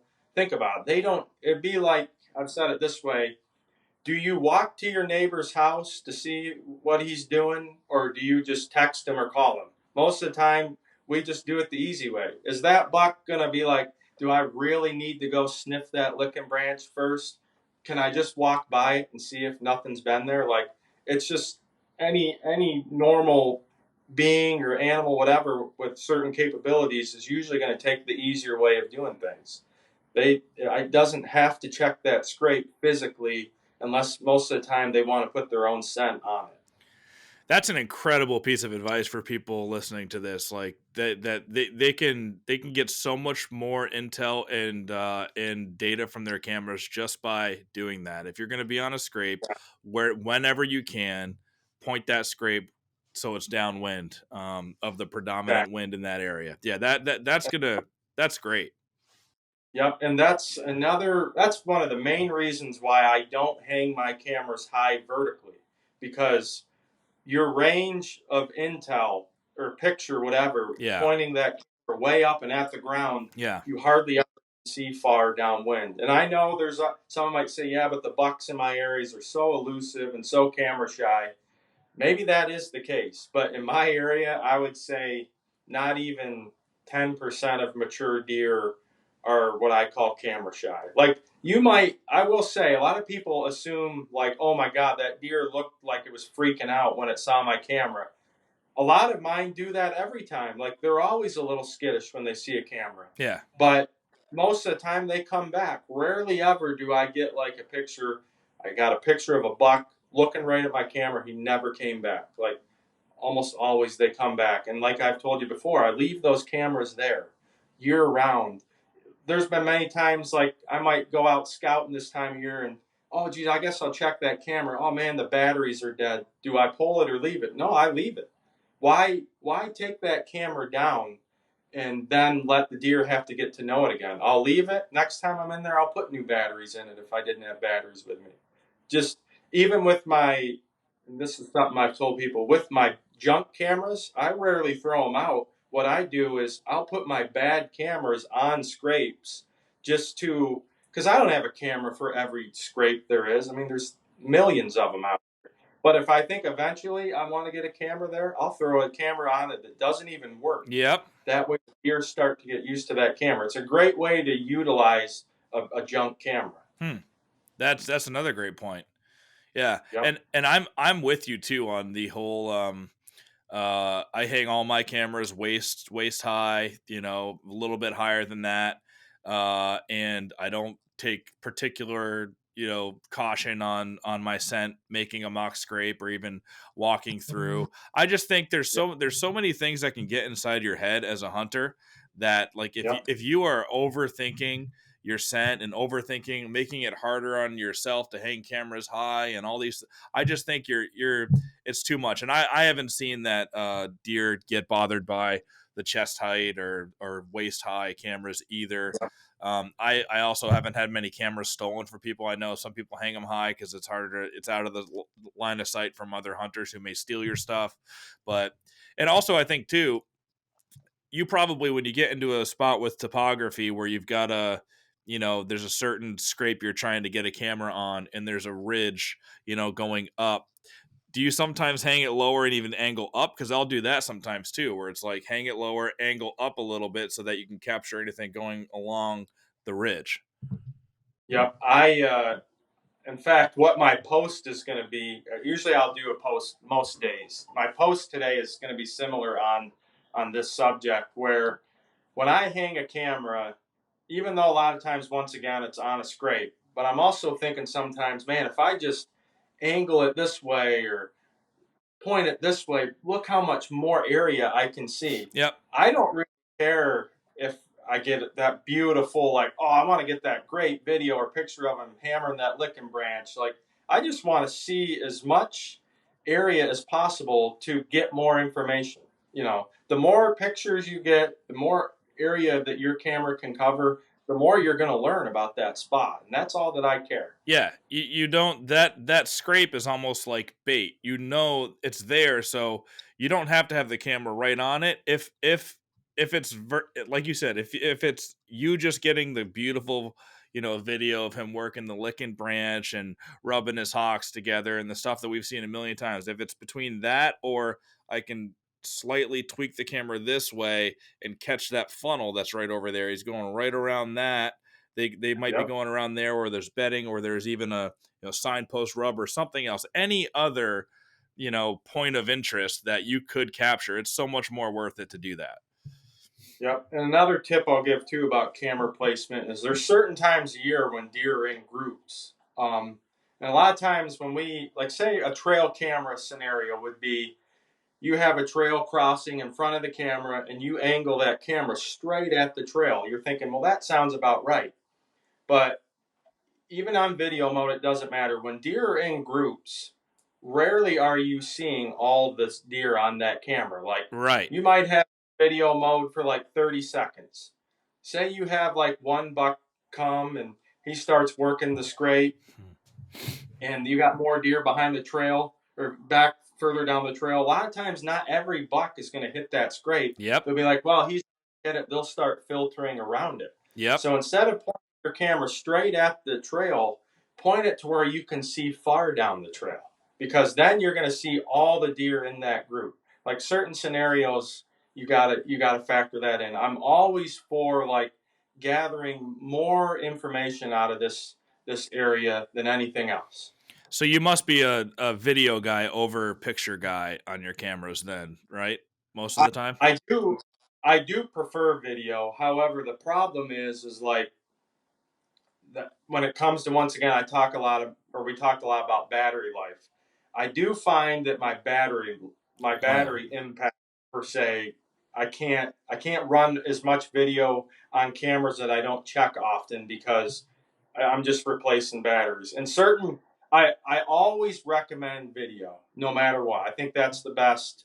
There's so much more you learn from a video than just a picture. You really can't argue that. But I also have to weigh it out. Like, I don't know yep. if I'm going to check this camera for 6 or 8 months. I'm probably just going to back off and put it on picture mode. But however, what I will do, I always set up my pictures on the most in a small amount of time, or like I'm never setting it up like every 15 seconds. Like, if it says it'll take one every second, I'll do every second. I still found that versus video mode, it tends to be more what I want to say, like, you save more on batteries Yeah. with Efficient. picture mode. Yeah. Yep. Yeah. And I think like you said, the best part about video mode and angling your camera to capture as much of the background, usable country as you can too. If your camera is on picture mode, aimed right at a scrape, and the deer are still in there, like the bucks are still bachelored up, and but like that late September, early October, when they might still be bachelored up and they're making a lot of scrapes, a picture might you might just get that buck in the scrape, but there might be 3 or 4 other bucks in the background working their way along that ridge that you can see. But if you have video mode, you can just, and if you're going through a million videos like you do, I grab the slider and I slide it with the mouse across quick just to see if in the background I can see a little ant moving or whatever, and then you're like, oh, there is something there moving, let's hone in. And sometimes you can see a giant buck that you would have never seen if it was in picture mode, or you didn't even know existed, but just by having it in video mode, and capturing all of the terrain that you can with your camera placement, you can get those bucks that are 80 yards away that wouldn't have triggered the camera otherwise. Exactly. That's exactly what I was going to talk about on my post today. Is like you're in a group scenario, you'd be amazed how many times one deer sets the camera off, but yet you were able to see all the deer that may have never even come in front of the camera. Yep. And like that's actually what happens a lot of the times is you get that little buck, he comes in front of the camera, but old big boy, he didn't come in front. And if you didn't have that, or you didn't come in front, but if you didn't have that camera angled right, you would have never seen them. So little things like that are huge. They seem little, but they're huge things you need to pay attention to and make sure you're doing. Yeah, and sometimes it's a lot rarer, but sometimes it's even a squirrel that sets it off, and Yeah, there's actually a deer in the background 80 yards away that if that squirrel didn't set it off, you wouldn't see it. But I've seen that too going through your videos. Normally you're like, absolutely. oh, squirrel, squirrel, squirrel, squirrel, squirrel, just delete, delete, delete. But sometimes you're like, oh man, there is a deer behind that squirrel. That's awesome. Like that squirrel set it off. And the hardest thing for me is like so many times I'm looking through thousands of pictures on one card, and you tend to want to go fast Yep. and like okay, a deer, go past it, but always make sure you're not focused on that one deer. Like, okay, I see the deer that triggered the camera, are there any others in the background? Mm-hmm. Really study that closely, because it's amazing how, I mean, deer are basically grouped animals. I mean, most of the year bucks are in groups, your does are always mostly in groups. Rarely are they alone, except for certain times of years. And maybe some individual bucks tend to be loners, but overall, there's a good chance there was another deer or more with that deer that you got a picture of. You better make sure that you scan that picture thoroughly to make sure there aren't any others with it. Yep. Yeah, and also like going back to the scrapes too, something I was just reminded of. Like you said, the some just because a scrape isn't opened up and it doesn't look fresh because the leaves haven't been, you know, uh, doesn't mean that those bucks haven't been going downwind a bunch of times and you're just not seeing it. If you don't have a camera there, you're walking up, you're like, oh, this scrape is dead. Don't hunt the area. I I Yep. I had that happen to me 2 years ago where I was sitting on a great scrape, but it just hadn't been opened up in a while, and I had the camera aimed right at the trail that comes into the scrape, not Yep. where it would have been downwind. And I sit that stand anyway, and I had a real big 122-inch or so 6-pointer come down, and he went right to the scrape, and I was filming it all, and he pees in it and he works the licking branch where he didn't open the scrape up. So Yep. sometimes they go in there and just work the licking branch, and you wouldn't be able to tell that, just Yep. walking through the woods. I can also tell you that some of that is an individual trait. Like everyone assumes that every deer, most of the time, will scrape the ground, urinate in it. I found that certain individual bucks have a tendency to maybe not scrape the ground, or they do things differently, just like us. Like, we, some people, like, for instance, like this time of year, uh, how I start my vehicle in the morning. I rarely ever scrape it. I'll usually let my vehicle run like 20 minutes and just let all that ice and snow melt off the windshield. I don't feel like scraping all that. My wife, she does it differently, and Yeah. I know that might be a weird way to explain this, but really it's similar, because like they're individual animals that just, we're all doing the same thing, but yet we do it in a different way. Deer are the same way. Yeah, it would be interesting to actually to go back and look. I wonder if that 6 pointer that went through, maybe that's his MO on every scrape is he doesn't open it up. He just works the licking branch and peas in it. That would be an Exactly. interesting study. Yeah, I think you'd be amazed at individual traits of deer. We all would, like, holy cow, they all do the same things, but a lot of them are doing them a little bit differently. Yeah.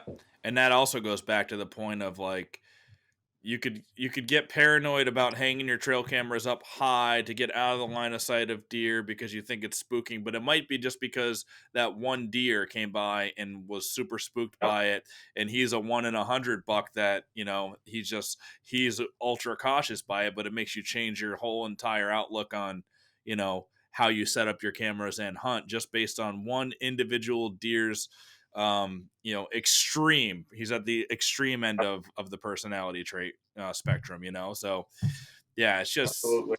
it's super interesting to just think about these deer, man. I was listening to the podcast that you did with the Hunter podcast guys. I think you've done multiple, but a couple days ago, and I just don't know what I would be doing or what other people like you guys touched on that. How do you go through your whole year not being a whitetail deer hunter? Like it gives me so many things to do and think about on a daily basis that I'm just super grateful for it, man.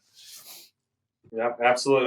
That's what's so great about it is the most people think of like a deer hunter. It's like a month or two time a year, and then it's forgotten, and there's no activity. Like, no, if you're even somewhat of a serious deer hunter, there's never a day at any time of year where you can't be doing something out there to benefit yourself, to become a better hunter, and to really just enjoy the hobby and have fun. Yeah, it's but it's hard for most guys because they've got their 9 to 5 jobs and that whole thing to even focus on it outside of just the weekends. Um, Yep, true. so you really Absolutely. the people that are built like us that have that personality trait, you just really have to you have to get your whitetail fix every day. It just becomes a necessity to set your life up, where you work for yourself or have a job that you can get laid off in the winter or the fall or whatever every year for 3 months, and then go out and focus, all your time during those special 3 months. But Yeah, yeah. For me, I will say, and once again, I always careful. I don't want to sound like a bragger, but like to me, I'd rather be great at one thing and master it than to be good at everything. Like I hardly do anything anymore as far from like a hobby standpoint than just be a deer hunter. Like yeah, that's what I truly want to be great at, and it's not to like, oh, I want to show everyone how great I am, but like I like setting goals. I like targeting big bucks and getting to know them, and hopefully getting a deer that I've hunted for. Like there's so much of that I like. Versus like I love all kinds of different sports. I even love to fish, but I'm hardly doing that anymore yep, because like when I get that, maybe it's only a half hour certain days or an hour, and it's like, okay, what do I got free time to do for myself? To me, it's like, man, I'd rather put this time and effort into something I want to be great at. yeah. And everybody is totally different. Like I always get crap from guys because they're like, dude, you haven't. Why don't you turkey hunt? You would love turkey hunting.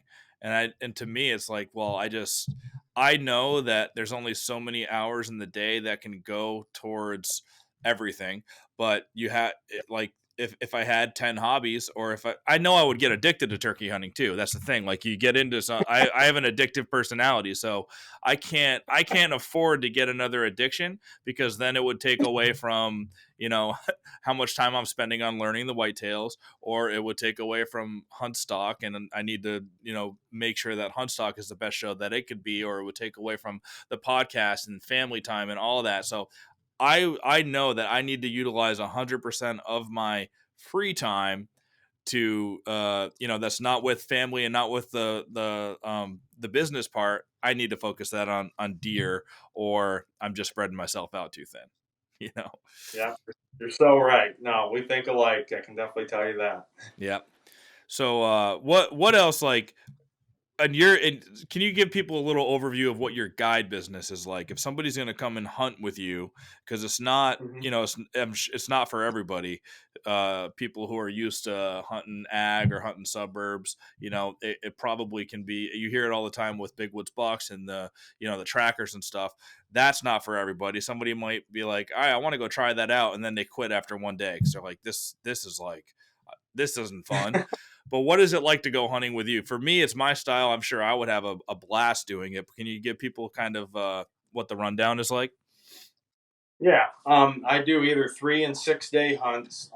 It's all, we do have some people, I will say, just people, I prefer not to be in deer camp. They'll get a hotel or an Airbnb, they like their own privacy, and we can still give that person a hunt, like, because it's 99% all waypoints. Like, um, usually I'll have like around 6 people in camp or whatever. So I can't physically walk each hunter to their stands. Like, so Yep. I've had to find ways, how can I get everyone to a certain spot? And anymore, that's whether it's your buddy or that, we're all sharing waypoints. Like, that's how in this era, it's just, that's how you get people to and from or whatever. So the day before your hunt, you usually get a couple waypoints, and especially for archery, you'll go hang a stand or two the day before your hunt. Sometimes, like, for instance, if you come to do a 3 day hunt, a lot of those hunts are, you arrive on a Wednesday, you hunt till Saturday, you leave Sunday. But a lot of times, what a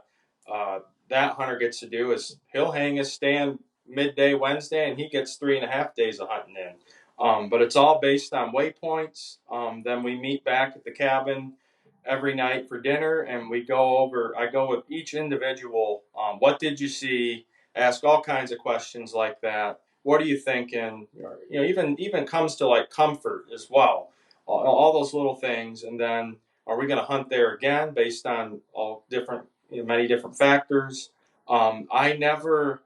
I'd probably do a lot better at this if I just told people what to do. This is what you need to do, and I don't care what you think, what you feel, you're doing it. But I'm just not that way. And I've also found that people tend to have more fun if we can meet somewhere in the middle of like their comfort zone and how they like to hunt. Um, so I just kind of let people do what they want to do. I have people that, like, I kid you not, will come and maybe hunt a couple hours a day. And I know that sounds like, Steve, you're wasting your time with these people, but when it all boils down, it is a business. And if that client is going to have a great time, um, and want to come back every year because they're having a great time, I Yeah. don't care how they hunt or what they're doing, as long as it's done by the rules, legally, ethically, and they pay their tab when it's all said and done. I'm good with And that. they're not feeling Um, like they're pressured. They're not feeling like they have to hunt all full days. Because yeah, that you don't. yep, The last thing you want to feel as a hunter is feel pressured to that ruins a yep, hunt. So yeah, you're 100% right on that, and that's how we model Huntstock too. It's like you go there and you don't feel pressured to do anything. We don't allow yep, vendors or even sponsors there that are like trying to draw you in and sell you on something that is non-hunting related, because that just is not a natural feeling that hunters should be feeling at all. yep. Like, I can give you just a quick scenario. This past season, I had a guy came in on a Sunday for a 6 day hunt, because the 6 day hunts, you almost always have to come on Sunday and you hunt Monday through Saturday. So he arrives on Sunday. I give him the waypoint. He gets set up Monday and Tuesday. For big woods, I mean, he had it as about as good as it can get. I mean, he probably saw 6 or 7 bucks in 2 days. That might not sound great. I mean, this is not like That sounds you're great. seeing 30 and 10 bucks a day. It's not. It's Yeah, rarely that. yeah. Yeah, I mean, he saw a couple real good mature deer. The second day, he drew back on a buck, and real good buck, and he just couldn't get the deer to stop.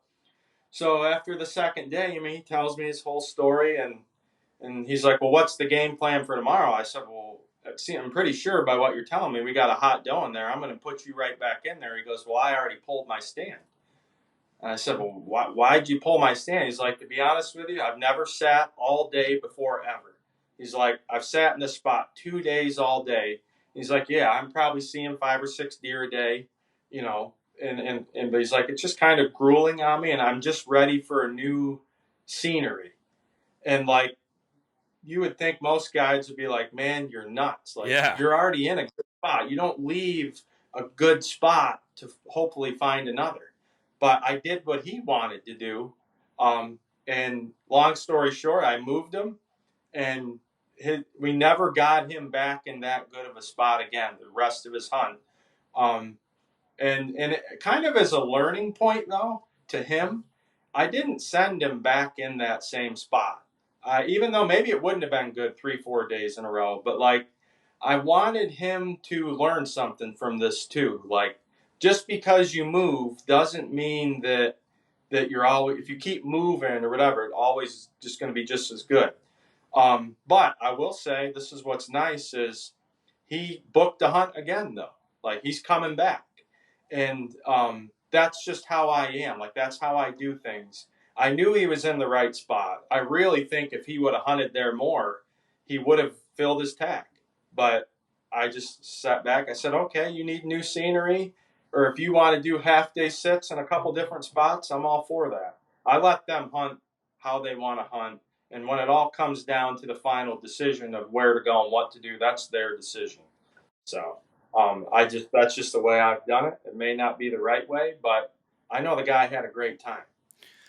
Dude, on that note, like that guy had a hot stand location the first couple of days. In general, for your philosophies and how you hunt, what's your thought on like the concept of burning out a stand and Mm-hmm. like can you hunt that same stand as long as the action's hot? How long do you get there? Because we have been thinking alike on a lot on a lot of things. And for me, I can hunt the same stand for 30 days in a row and see the same action sometimes. It's not in every Mm-hmm. location, but if I'm in a place like that, I'll just keep going back to that stand. And I don't pay as much attention to that philosophy as a ton of people like live and die by it. Like you can't Yep. you're gonna burn that spot out. What do you think? What have you seen Well, on that front? especially for me, so I'm only guiding archery 2.5 weeks out of the year, and it's 2.5 weeks in a row. I will say, I mean, I got hundreds of spots, and I'm most of the time I'm moving people around. But you have a lot of times you have a client where he will kill a buck this first sit, and he's like, "Man, it was hot," especially when you got a hot doe, because our bow hunts are in the rut, and a lot of it we're paying attention to where that hot doe is. When you got a hot doe in a spot in the rut, you can't ask for much more than that. Yep. So when a stand is hot, even if somebody has hunted it, if it's still hot, we go right back to it. However, I will say, when it seems to die down, a lot of times we never go back. And we do miss out on some stuff, but there's so much area here that I do try to keep it fresh. But once again, when a stand is hot, it's getting hunted. We had a scenario once where a guy. This is another good story. Uh, the guy, he came and actually came and did hunted for like 3 days in October. The guy never saw a deer, but it was like 80 degrees each day in October. He came, he didn't see nothing. I thought I'd never see the guy again. Like, this guy didn't see a deer in 3 days. He's going to say this place sucks. Yeah. So all of a sudden, I get a call from him and one of the other guys he was hunting with. They're like, "Is there any way we could come back? Like, we know what's there. We even though we didn't see much, we know we just didn't hit it right." And I said, "Sure, you absolutely get back here as soon as you can." So they came back like second week in November. The guy that didn't see a deer for 3 full days killed his biggest buck ever in 20 minutes out of his first sit. Nice. 20 minutes. He kills a giant, like mid 140s. So the other guy with him was hunting a different stand, and he doesn't see any deer from his spot. So they said, "Where do you think I should go?" And I said, "I'd go right back in Gerald's stand." That's the guy who killed the big buck. I said, "I'd go right back in his spot." Um, and he's like, "Really? You think that?" I was like, "Yeah." Gerald said there's a hot doe in there. Yeah. The guy goes back to Gerald's stand in like 10 minutes, opening morning, kills the biggest buck of his life ever, too. That's awesome. Yeah, I mean, at least at that time, it was another giant. It was like a non-typical thing. Yep. So my And it's like when a stand is hot, you hunt that stand. There's no questions, and yeah, it might be a little different sometimes if you're thinking from early season to the rut, but in my case, we got 2.5 weeks that we're doing this. We're missing out if we're not hunting the hot stand, and I'm okay if we burn it out. At least we hunted it while it was at its best. Yeah, and if you burn one out, you've got 500,000 acres, and you got you Yeah, just bounce to another spot, which is really cool about that area that you're hunting. And exactly. and a lot of times when the stand is hot, it's because the doe is hot, right? And that's a 2 to 3 to 4 day window. Maybe you got her where she's like in her peak estrus, and Yeah, this year, like the buck I killed was that same philosophy. I went on a hunt with some friends. We went to a big woods, um, 20,000 acre patch of woods or so. My buddy killed a really nice like 5 year old 7 pointer. Probably scores 125, 130 as a 7 pointer, but he was mature. He came in on a hot doe. I went back the next day into that spot, just a couple hundred yards away, hunted over a big funnel, and I just knew that hot doe was in there, and I killed a big mature 8 pointer, super mass on him, and he was following two doe. If there's a hot doe in like a big woods setting, especially, I feel like get in there and hunt that stand. absolutely. You're totally hurting yourself if not. I mean, you hit the nail on the head. Yeah, and that buck I shot actually had I didn't realize it at the time, but I was filming. I was filming it. I shot him, and um, I, I was in a climber, and I watched where he went. I turned around and sat on the arm of my summit climber, and facing the tree, and watched him as I reloaded my muzzleloader. I watched him bed and kept my eye on him, and reloaded. He wobbled and stood up, and I shot him again. But my camera was still facing where he came out of and where the original shot was from. The camera was rolling the whole time. I didn't realize it in the moment, but when I went back and watched the footage, there was another big buck that walked Wow. by at 35 yards that was with those doe too. So again, when that hot doe is there, and now I shot the dominant buck, that was on the doe. He was the satellite that was behind him. Now he's on those doe. If somebody went in there again the next day and hunted that same area, you have a good chance of shooting that big buck now that is Yeah, slid right in and taking control over that doe. absolutely. And especially in a big woods setting when you might have lower deer densities. Maybe you only have 6, 7 mature doe in a given area, and like those bucks know we don't have many other options but this one here that's hot. So that's going to lure a lot of different bucks in. Yeah. Yep. So super interesting. But well, do you have any other topics you wanna touch on? And if not, I mean, you can give your tell people where to find you and book a hunt if they want to book a hunt. They'll be able to see you on Huntstock too. But what other things do you think is good advice that you've learned over all of this? I mean, you spend 300 days a year in the woods. What's the most surprising thing maybe that you've learned about deer? Something that just like was like, holy crap, that's I never even thought about it that way. Do you have any scenarios like that? I don't know if I want to say I have something like that, but what I would say is I always have people. I literally have people say, you work too hard at it, and you always hear that scenario: hunt smarter, not harder. Um, for me, it's been the total opposite of that, and it's worked beyond what I can explain. Like I feel like you can't put too much into this. I would never want to say that like it's more important than my relationship with God or my family or my job, but like I totally disagree. Like I just would tell people the more you put into this deer hunting thing, the more it's going to give back to you. And yeah, if you're a beginner, you may not have the success like um, some people have said. I've worked my butt off all season and I couldn't have worked any harder, but I didn't kill anything. But don't look at it that way. Look at it like even all your failures, really you got something out of all your failures too. And even for me, like whether I have success or not, after the end of the day from every hunt, whether I saw a deer, there's always something. There's always something you're going to take from every time you step in the woods. So no, don't be like hunt smarter, not that hard. Don't, just don't make this like something you have to really work your butt off, because it won't pay off in the long run. I promise you, the more you put into this, the more it will give back to you. It may not always be a freezer full or a buck on the wall, but you'll always gain something back from the more you put into this deer hunting, especially when you do it year round. And also, I think on that note too, it's like it's not for everybody to, everybody is not going to want to do it year round, or has to want to, or has to want to be as crazy about it.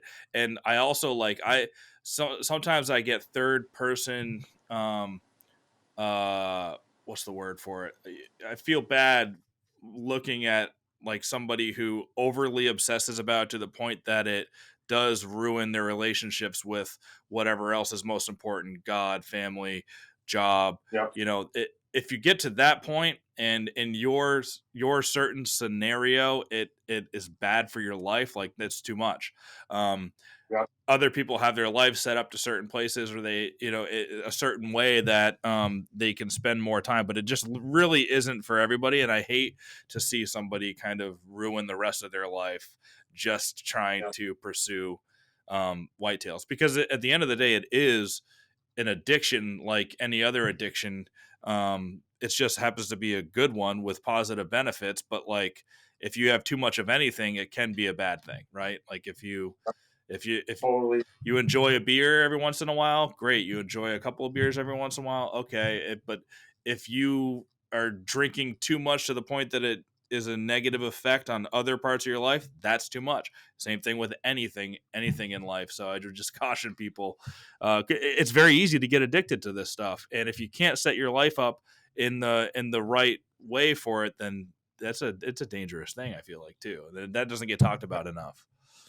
You're 100% right. And like, some people I think get like a high of like shooting big bucks and like posting them on social media and trying to make a name for themselves. And Yep. maybe some ways people could say, well, that kind of looks like you, Steve. But I don't know if you pay enough attention, but like almost every time I kill a big deer and I post it, I'm always like, the good Lord blessed me with it, with this wonderful animal. Like, I've always looked at hunting as a gift from God. Like, the passion, the skill, I know that it's all been from him. And I have tried to use this gift in a way to glorify God, plus help other people.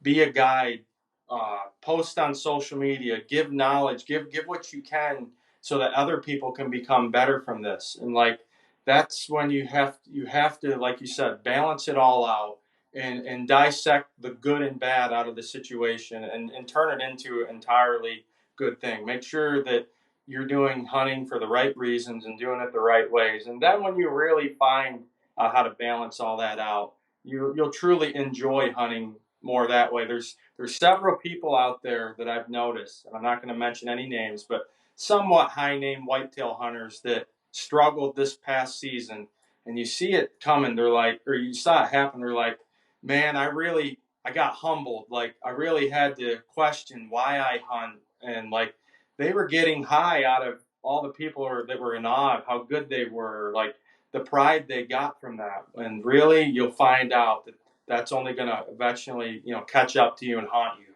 Do it for the right reasons. It's not about being better than other people. It's just about enjoying this great thing that God gave us. And if you don't do it that way, you'll never do it the right way. Yeah, what I get worried about is, and that I constantly struggle, in my own mind about, is the new hunter, the early onset hunter who didn't grow up with hunting, didn't grow up learning about, it was their relationship with their dad or their grandfather, or going to deer camp and that camaraderie, and all they're learning, they're getting into it because of social media, or because of seeing all the pictures posted, the online groups, Facebook groups and different forums and things like that. There's a sense of community there, and that's how they're getting into it. But then I see it a lot where they're brand new into it, and they have some success and they can't wait to post a picture, just to get like some hearts, some double taps, some likes, some social media interaction. And literally that is their driving force now. It's like they're doing it just for that reason. And that makes me feel, it makes me feel bad a lot. And I'm cautious about that, and how that whole part of social media now can make people hunt for the wrong reasons. And I just wish that everybody could get into hunting in a deer camp scenario, get into it with, for the memories with their friends, and not just because of social media. But you can't do that. It's impossible. Yeah. And like there's standards being set that aren't right. It's got to be, buck has to be a certain age, certain, so big, like you're trying to keep up with everyone else. And I got to go all over the country and prove myself. Like it's not, and that it's not going direction for a lot of people, and that's scary. Nope. And if you want to be a big buck hunter, you want to kill mature bucks, like a lot of us do. I'm in that that mode right now. I want to kill mature bucks. Don't judge yourself ever versus like social media, man. I'm never going to be hunting in Iowa, Kansas, or have a farm that I own. Like the hunter podcast guys, like those guys literally think 140-inch deer is small now. And that's just because of their scenario and how they hunt and where they hunt. And they're trying to kill a 200-inch deer. They want to kill booners or bust, almost, it seems like. And if you live in those areas where that can become a reality, that's great. But if you and I, like you hunting, you kill 140-incher in the game lands of Pennsylvania in those big woods, that is a giant. That's a monster. You kill 125-incher right here, that is a beautiful buck. So like, just if you want to be a big buck hunter, just hunt the big bucks in your area. Don't feel like your 125-incher isn't as good as a 180-incher somewhere else. It all is relative. Honestly, a 120-inch 5-year-old in the big woods is just as hard to kill as probably a 200-inch in Iowa, if not harder. And I've never hunted Iowa, but it's just in my heart. I know that's the truth. Yeah. I know it doesn't get harder than what, in the big woods that you've hunted, and, woods that I hunt, like, doesn't get any harder. And that's one reason that I can get people to come here is like, man, if you do have success here, you're never going to find that much gratitude, and you're never gonna feel this anywhere else. Yeah. So that level of reward. Yeah. It feels so much more rewarding in the harder places to hunt. Yeah. Yep. Yeah. And I wish everybody could experience that. And, yep. Cool, man. Well, this has been an awesome podcast. So it was great to get to know you a little bit. It's the first time we've chatted face to face. And I'm super excited to have you at Huntstock this year, man. It's gonna be great. I'm excited to share that experience with you, because if you've been to other shows, it's a different feeling. It does feel like you're just in deer camp. It's there's no pressure. You're just super relaxed, and you're surrounded by thousands of other, that feel like your deer camp buddies. And I'm super excited, honored that you reached out to me. Something I've been wanting to do. It's just a matter of getting everything lined up, and that's where I finally saw it was able to happen. And I know that it will be even better than what I expect when I get there. So yeah, I can't be more excited. Cool, man. Well, thanks for coming on the podcast, and we'll keep in touch. I'm looking forward to seeing what that big shed buck does next year, and keeping tabs on that story, because I'm intrigued about him. I think he's got a 6th and 7th sense. So let's keep in touch about that. All right. You too, brother. Thank you. What's going on, everybody? We're at Huntstock. So you guys need to come with us. If you've been to other local shows or outdoor shows, this is nothing like those. This is like a giant deer camp. A bunch of like-minded people that are enthusiastic and excited about what they do. We had a great time here at Huntstock. This is an awesome event. What do you think, guys? One of the best shows that I've ever been to, really. More deer hunters here than there is anywhere. I think this is one of the greatest shows right now in the hunting world. There's no question. Down here at Huntstock 2023, had a great time. Better than expected, better than the year before, and I think it's growing, and next year will be even better. I gotta admit, this has been one of the most largest, best shows I've ever been to. It's like a giant deer camp. The feeling that comes with this place has just been absolutely awesome. This is something you're not gonna want to miss in the future. The value of coming to this show is so phenomenal. That $40 buys you non-stop almost can't get to them all seminars from some of the best people in the industry in the Northeast. Huntstock is it. This is the premier show on the Northeast. Everybody is at this show, telling stories, showing things off, and waiting for you guys to show up. Come on out. We'll be waiting for you here next year.